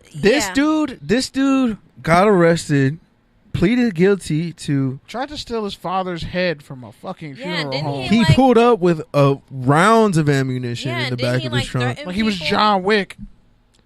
He By the way, John pulled Wick 3 up was- on yeah. his grandma, pulled out her security. His 90-year-old grandma pulled up, was angry at her because he blamed her for his father's death. Punched a hole in the wall, ripped the camera out the wall, did all types of crazy shit. Said a whole lot of gang shit going on. And this is just since he's been out of the league. We're not even talking about the bullying. And didn't he, We're not even talking had to about get the a racial mental slurs. exam because he Yeah, we're not talking about that. We're not talking about the penalties. Was We're not forcibly talking about. committed into an entertainer asylum. We're not talking about And all then- the extra and shit. Didn't he way back and the whole thing with Miami?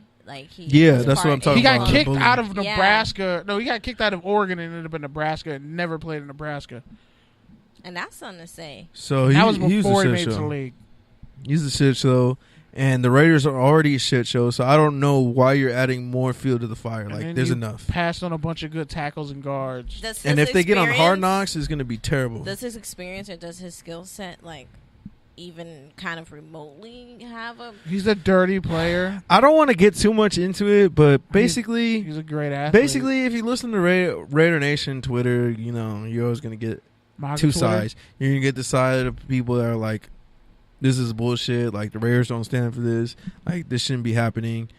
And then you can get the other side that are like, "Well, that's the Raiders. The Raiders are assholes. The Raiders are renegades. The Raiders are outlaws. The Raiders need assholes on the offensive line to come back, et cetera, et cetera." But what I say to those people is, one, we're in 2019. Workplace conduct has completely changed. Right. So I don't know how this person has a job anywhere.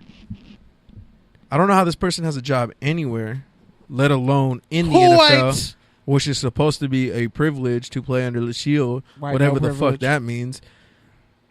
But the point is, everyone's saying like, oh, you know, he keeps his head straight on the field. Like when he's focused on the field, he's good, et cetera, et cetera. Titus Young didn't get a second chance.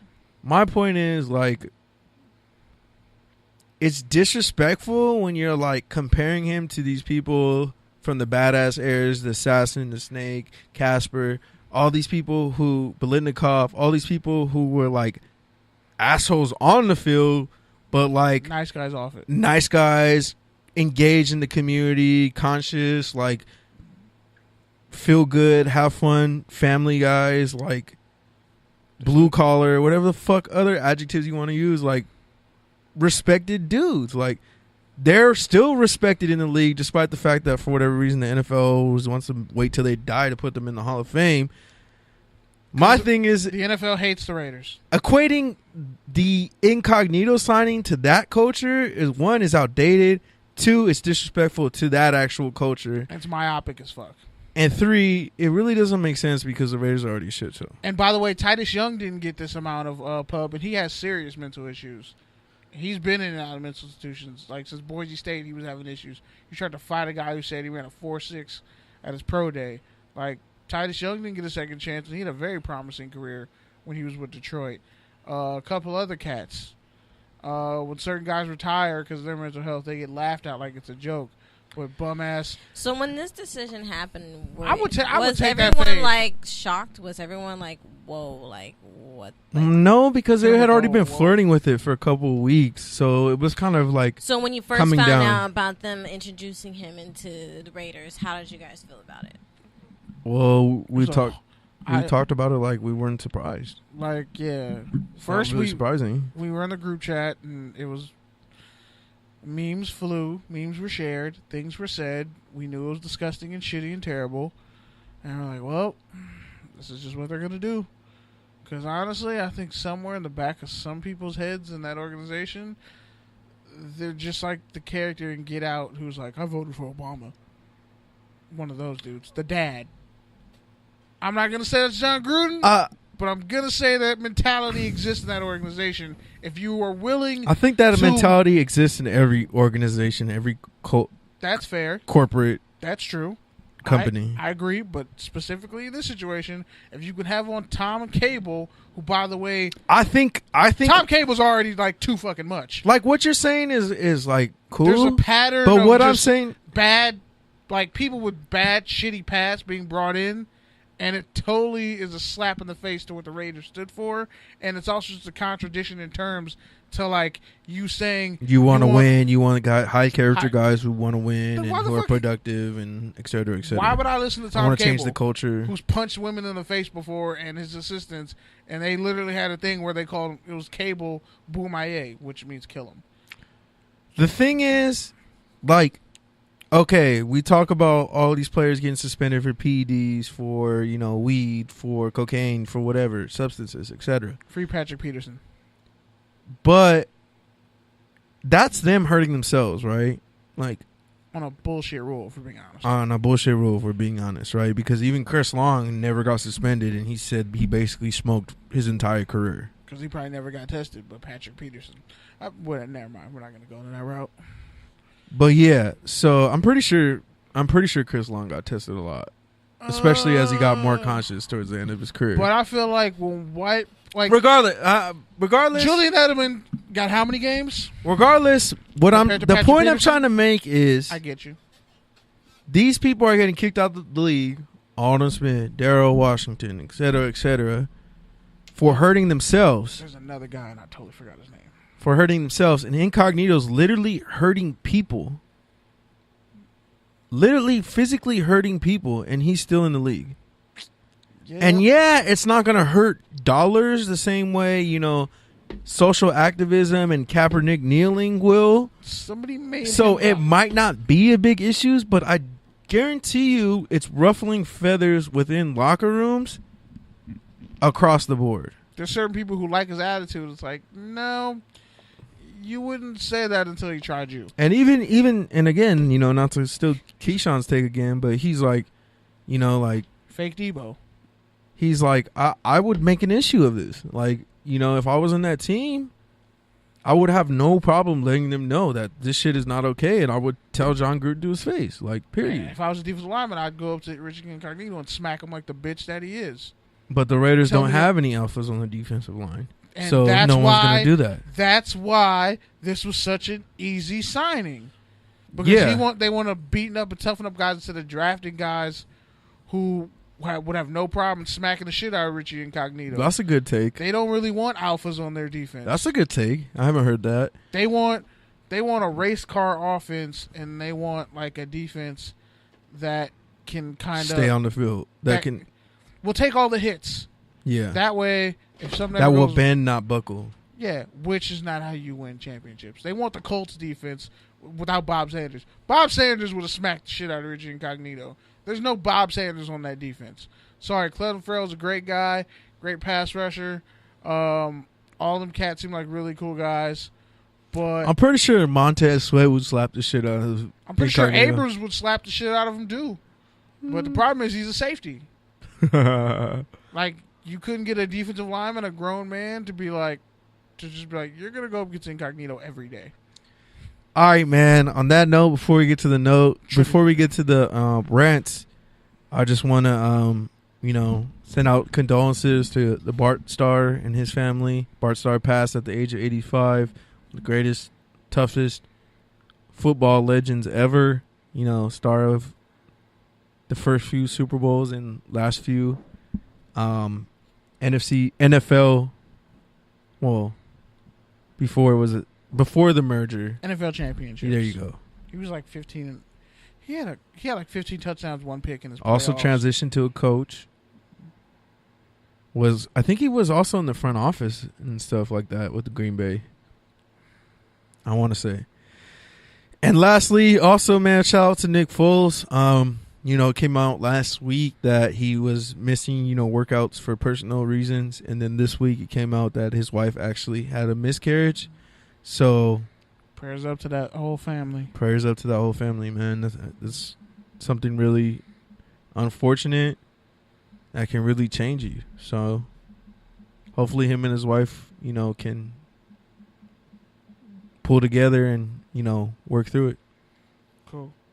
On that note, do you want to go first? You want me to round up some college football news real quick?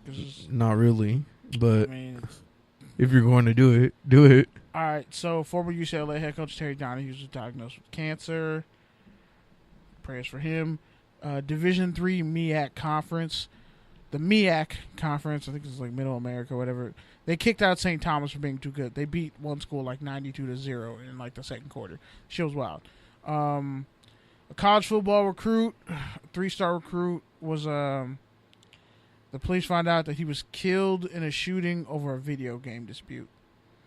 Joshua Ankrum, he was killed in a shooting over a dispute over a video game. Died Tuesday 17 after a friend shot him over an argument over a video game. He wasn't tried as an adult. Ankrum was a 3-star prospect out of South Florida. He played for South Florida Express 7-on-7 squad.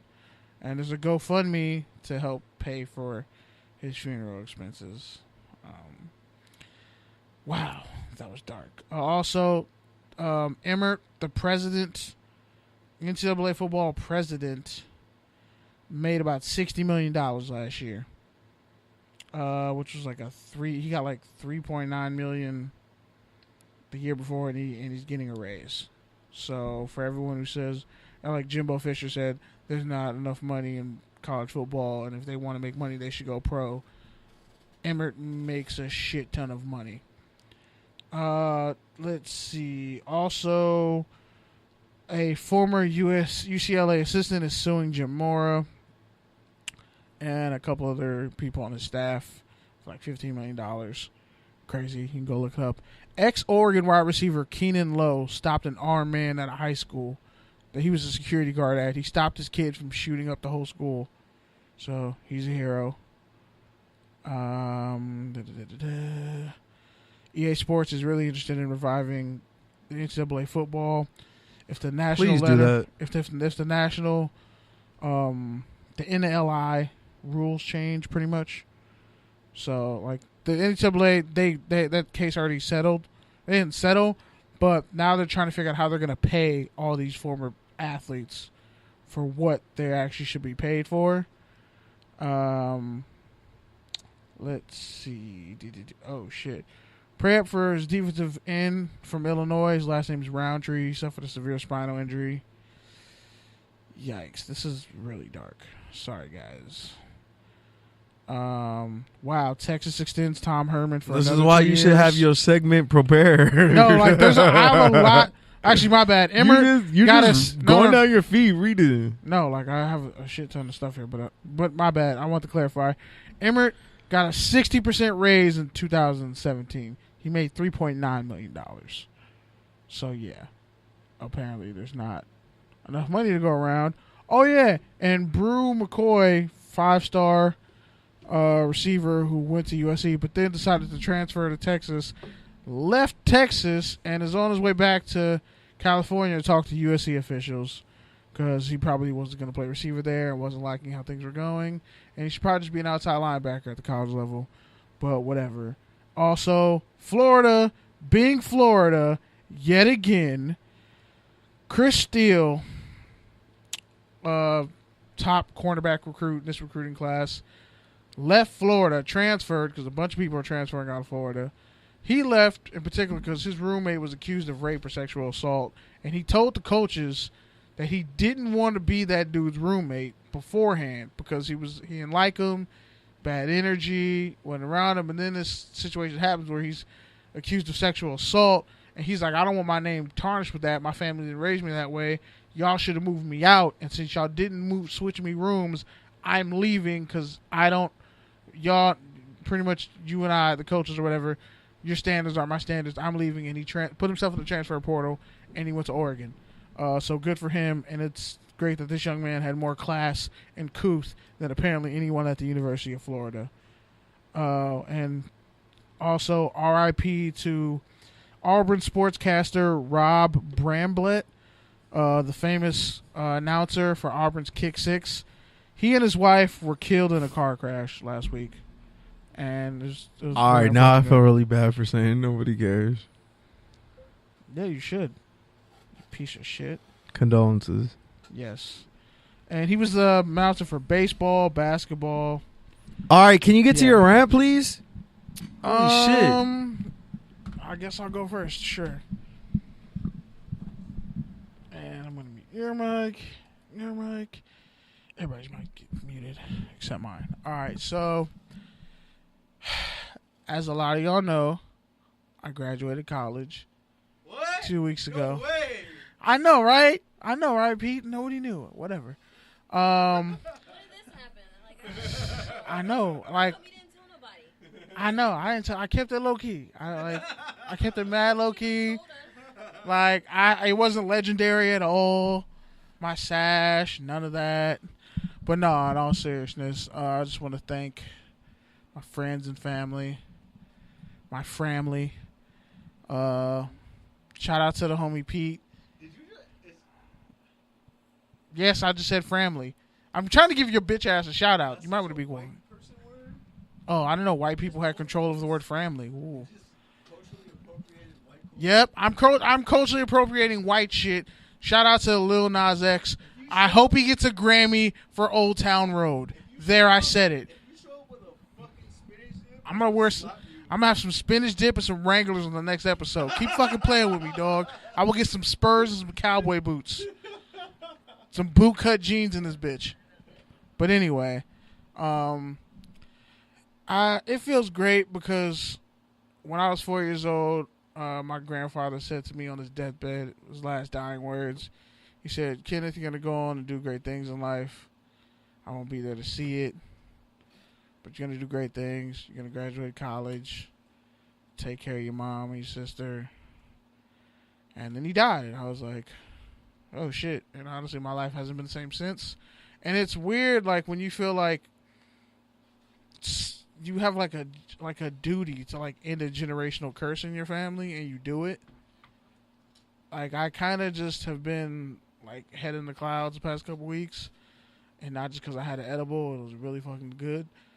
I got to hit up the beach anyway. But I'm just really blessed because I've been through a lot of shit. And I won't talk about all of it because this ain't the episode to do it. Shout out to homie Mancini, the cheapest nigga we know. We love you, Mancini, but you're cheap, dog. You're cheap. You owe me friend reparations. And I mean that in the most non-racist way possible. But you owe the squad some snack reparations or whatever. I can't go into all the details, but you know. Shout out to Pete for paying for me, my mom, and my sister. Shout out to Ryan and Daisy. And Ryan, I don't know why Daisy doesn't like avocado, but that shit is delicious. But whatever. Anyway, it was really funny to me. Like, I was wondering, like, would I have closure when all this happened? Walked across the stage. But it's funny, the thing that gave me closure, what I wasn't expecting, was when I shook the department chair's hand, who I have, like, eternal beef with, I guess. I don't know. The Seaside Journals department had a 3-0 lead on me, and they blew it. Greatest comeback ever in human history. I'll tell the story one day.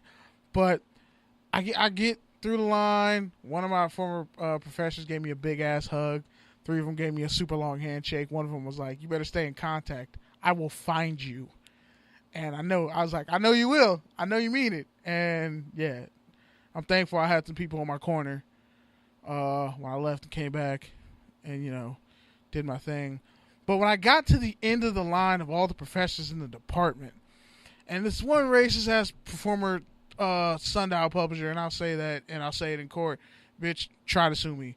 A, you won't get anything because I'm broke. And 2, everything I said about you was proven right when she shook everybody's hand in the line, in front of me and behind me. When I got up there, she looked at me, backed up, and just bowed a little bit and said, "Congratulations." She couldn't even be professional enough to shake my hand. But I guess if I fucked somebody over so hard and did so much racist shit to them and told their friends that Kenneth can't write stories or be associated with black people, and she said this, and I have numerous people on record who will go on and say she said it, the fact that I had to deal with all that racist bullshit and undertones at the Sundial and still overcame it, and the fact that she, a grown woman with a family and shit, couldn't look me in the face as an adult and shake my hand, that was all the closure I needed. At that point, I was cool. I was chilling. Because it's like, when people who do you wrong, and my grandma said this, when people who do you wrong, God finds a way to where they put you in the same situation again, and they have to confront you. Either they have to bow to you or they have to concede. And it's up to you to be the bigger person in that situation. And I talk a lot of shit. And I said I was going to do some things. I didn't do them, thankfully. And I was the bigger person in that situation. And I'm glad I was. And it felt good. And honestly, Pete said it at one point. He was like, it felt like we were graduating with you. And honestly, it felt great to see all the people who believed in me and took a chance on me. Actually, like, really happy for me. Shut the fuck up, Pete. You're a ho-ho. You know that? But anyway, all the people who, like, really stayed 10 tones down with me, I appreciate y'all, and I love y'all. And there'll be more great news, good news to come. But, yeah, I'm really thankful and blessed, and most importantly, excited for the next chapter. Because it's going to be a great one. And, yeah, it feels good to break a generational curse. I think I got to start doing a couple more of those. But anyway, yeah, I'm done. Wow. I don't know when graduating college became breaking the generational curse, but props to you, man. Good luck. I'm the first. I'm the luck. only male in my family to graduate Good college, luck, and the man. first of all the grandkids.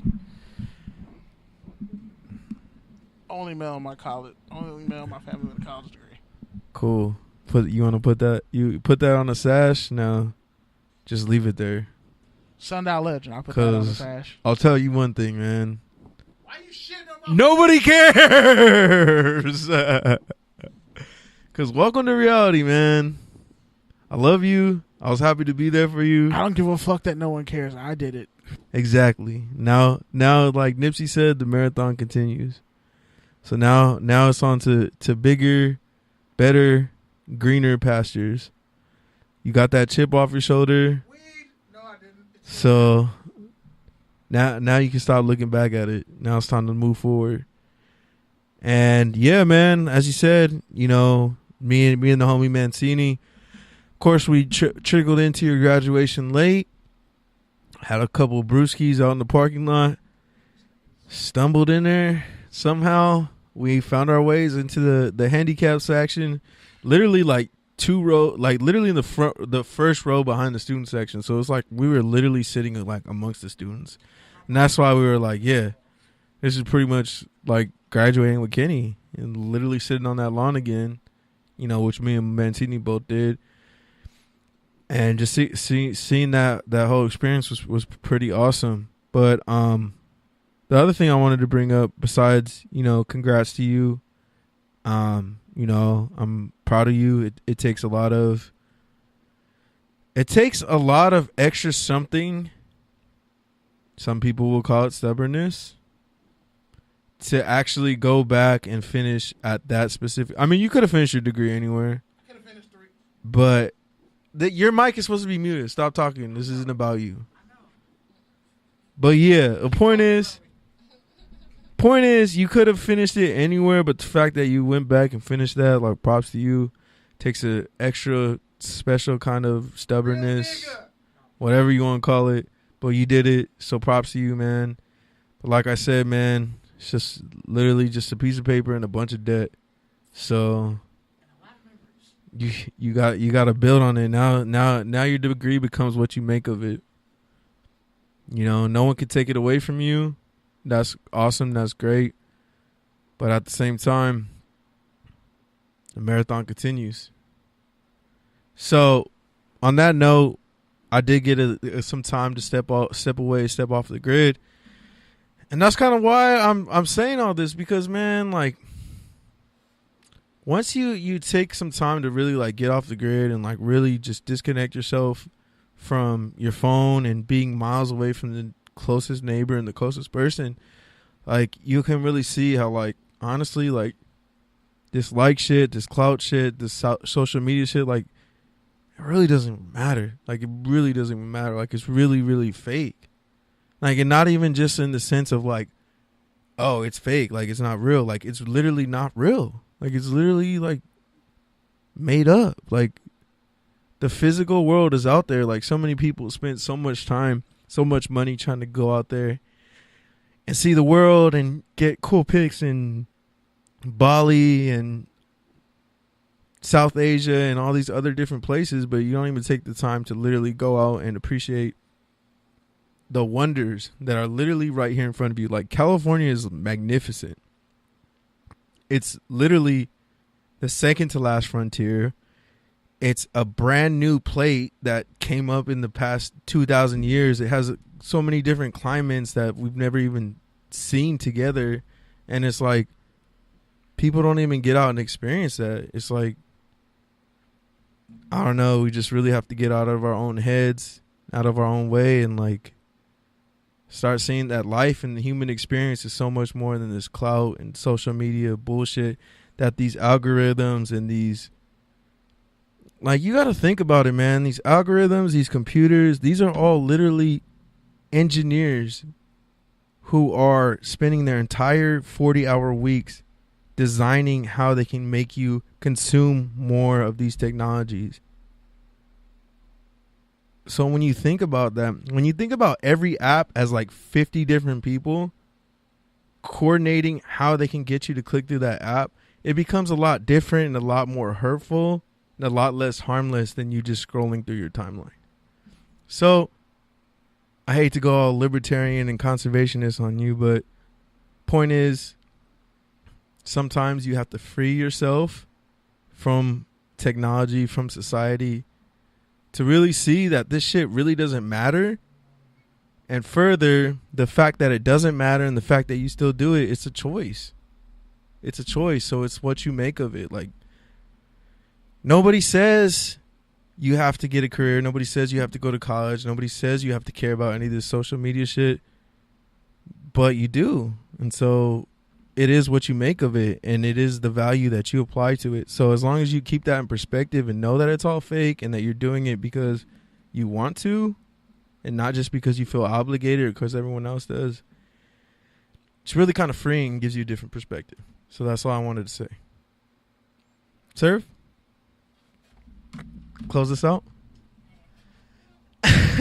Since we're way over time. No, it's pretty deep. I'll do short and sweet. Just piggyback off of what you two said. Just basically about your life path and stuff. Just it is important, and it is true. Sometimes you need to separate yourself from all the bullshit. Because a lot of that shit, it's not worth it. I was just talking about it to my mom last night. I was telling her, I was like, I'm just going to say, I could be one of those girls who have tricks out there and be like, oh, I got my weave on, my nails done. I can have, it's true. If I really wanted to apply myself, I don't like to be that person, but I could. But I've been in that scene. I've been around people who got the money and the big ballers and all of this. And it's, I don't see how people enjoy it, compared to when you step out and you see that, wow, there's more than just what's on this phone. There's so much more shit, and to see wow, I can step out in the world and just more than social media. It's more than just the likes. It's more than what you see and who is the next trend. There's so many things out there, and don't be scared to get out of your comfort zone. What basically, I guess I'm going to end off this note. Kenny did it. He went out of his comfort zone. He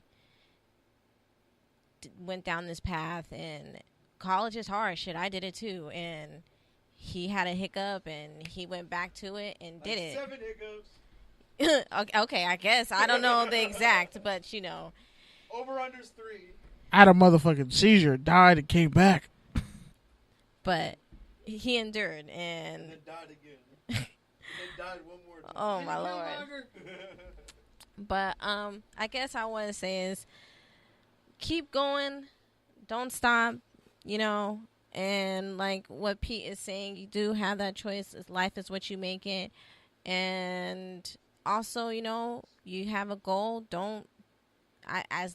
I was experiencing, I was looking at other people's past, and I'm like, why are they going this way? And I'm doing the same shit as them, and how come they're going faster than I am, and how come they're at this place and I'm not? And I just want to tell everybody that it's okay, go at your own pace, because at the end of the day, you will see the outcome, and you will see your goal turn out to what you want it to be. It may not be at that moment, but just keep going. And self-care, just remember that at the end of the day, you got to take care of yourself and do what you got to do that makes you happy. Obviously, don't go crazy and smoke crack and go down this fucking path and be like, well, it makes me happy. Obviously, you're being toxic. But what I'm saying is, do what makes you happy, and step away from social media. Step away from all the shit that consumes you and makes you feel like, oh, why am I not doing this? Why am I not doing that? I feel like a loser. Just, enjoy life for what it is. We're about to hit the summertime. Everybody needs to be out there enjoying themselves, thoughting, whatever y'all do. Enjoy it. And, that's what I have to say, my rant. Yeah, and just to tie everything together, like, I don't want to ramble anymore on it, but it's just like, we have choices in life, and we choose to participate in these institutions, and you can choose to just be happy breaking your generational curse, just being the first college graduate, but I know you're capable of so much more. So just to bring everything full circle, and I know this won't be the last celebration that we have for you or for us. So on that note, man, this is Touchdowns and Tangents, the post-Kenny graduation episode. Shout out to the class of 29. Shout out to my girlfriend, Kelsey, who is also part of the class of 2019. Woo-woo. And shout out to all the college grads across the world contributing to the $1 trillion student debt and trying to get jobs. If you see anything and you know someone who just graduated and who's looking, shoot it their way, man. If you can get them in at your place, do it. And for all the graduates out there, don't feel discouraged. We all went through this shit. I was struggling. Fucking sucks. And then I'm still struggling now. The only thing worse than college is when you graduate college. So don't feel like, I did this and why is this not happening to me? Don't worry, because it happened to the best of us, and it's all about who you know. So if those people are fucking working at whatever fucking network, it's because daddy knows somebody, or somebody sucking dick. It's one of those. Let's be real. Okay. So, I'm just being real, because I've been trying to sit here and be like, how did this bitch get this fucking position? But I realized, she used to do some shit back in the day. So, yeah, about what about who you know. It's not about what you know. So don't be mad about if you're not at a spot right now. That's it's not about what you know. It's about what you can leverage. That too. And most importantly, above all else, titties and ass. Above all else, it's about what you think about you. Exactly. Since I was 4 That's years the most old. important thing. Exactly. Since I was 4 years old, I knew all right, I'm gonna graduate. That's just the floor. And now that it's like I'm free of that, it's like it feels like when I was 18 again, but this time I know what I want and I know what I'm going for, and the world's open to me. It feels like this is my second chance to start over. And I almost fucked up and lost it a couple times. And a lot of people tried to sabotage me, and not just people in college, but family members too. Mm-hmm. But you know how that is. It'd be the closest to you. I'm saying. And I was homeless. Like exactly, man. That's why. That's why it's not about like, it's a new start. Like the things you went through brought you here. They prepared me for exactly. For this. So it's not about switching up. Like, you're a head coach now, so now you want to be different than you were when you were a coordinator or a player. Like, be yourself. Yeah. My thing is, you're great. That's all you need to be. Be you. Be you. That's the most important thing. That's what we're all talking about. Come on, you from Oakland. You be know you. this. Be you. Be you. You don't need to. You don't need to start over for no one. You don't need fucking facade. Be you, and that's why. Oh my God! Like that's the one thing. Like I see some people. I'm like, y'all are just so fake, and it's not even like, they're two-faced, whatever. It's just, this is not you. Like I can sit here and be talking to somebody, and then I get to know them better. I'm like, what the fuck? Why do you have two different personas? Be you. Be you. God don't be a slave. Don't be a slave to nobody, including yourself, including Cloud. Yeah. Be you. Like but anyway, I just want to close out just by saying I'm thankful that this journey, this chapter of my life is over, and I can start on a new book. Because one day I'll look back and read this one, and I'll be like, "Damn, that was a hell of an intro to what I was gonna do next, what I'm gonna do next." So, love you, Ma. Love you, Chelsea. I don't even know if y'all still up listening to this, whatever. But anyway, probably not with your 2-hour ass podcast. First off, we only have 2-hour podcasts when you're on the A mic. Just letting you know. That's not true. Actually, I should be in the we could check. We could check all the receipts, bro. I'm serious. I think I should do the A mic so I can keep the time. Yeah, exactly. I mean, we weren't here for like a week. No, bro, no. You can't make an excuse, bro. Hey. This is a trend I've noticed. First off, this is a special episode, and you're not gonna blame me for it. So no, you're definitely getting blamed for it. It's your special episode, so you're definitely getting blamed for it. I mean, it's cool. All y'all tried to shoot on me at the table at Norms, and you still got clapped back, so it's all good. But anyway, We love y'all. That's night, why you y'all. got. Speaking of clapbacks, Shut up. let's No, talk about we're your done. We're done. boomerang hairline. Oh Lord, good night. Touchdowns and tangents. Check us out on your favorite Pete. podcast app: Stitcher, Spotify, Speaker, Apple, Lumen, Stitcher. I've already said that. We have like 37 Whatever. apps we're attached to. But Shout out to the Good News radio station. Shout out to the X Squad affiliates. Shout out to FPC Radio. Shout out to every one of you who listen to us. If you can do one thing to support this podcast, please share it with a friend. Like it, subscribe, you might find something. all the above. You And might find, salami is not pepperoni. That's all I gotta say. and you might find something in it that is useful. And yeah, All right, take us out. we out.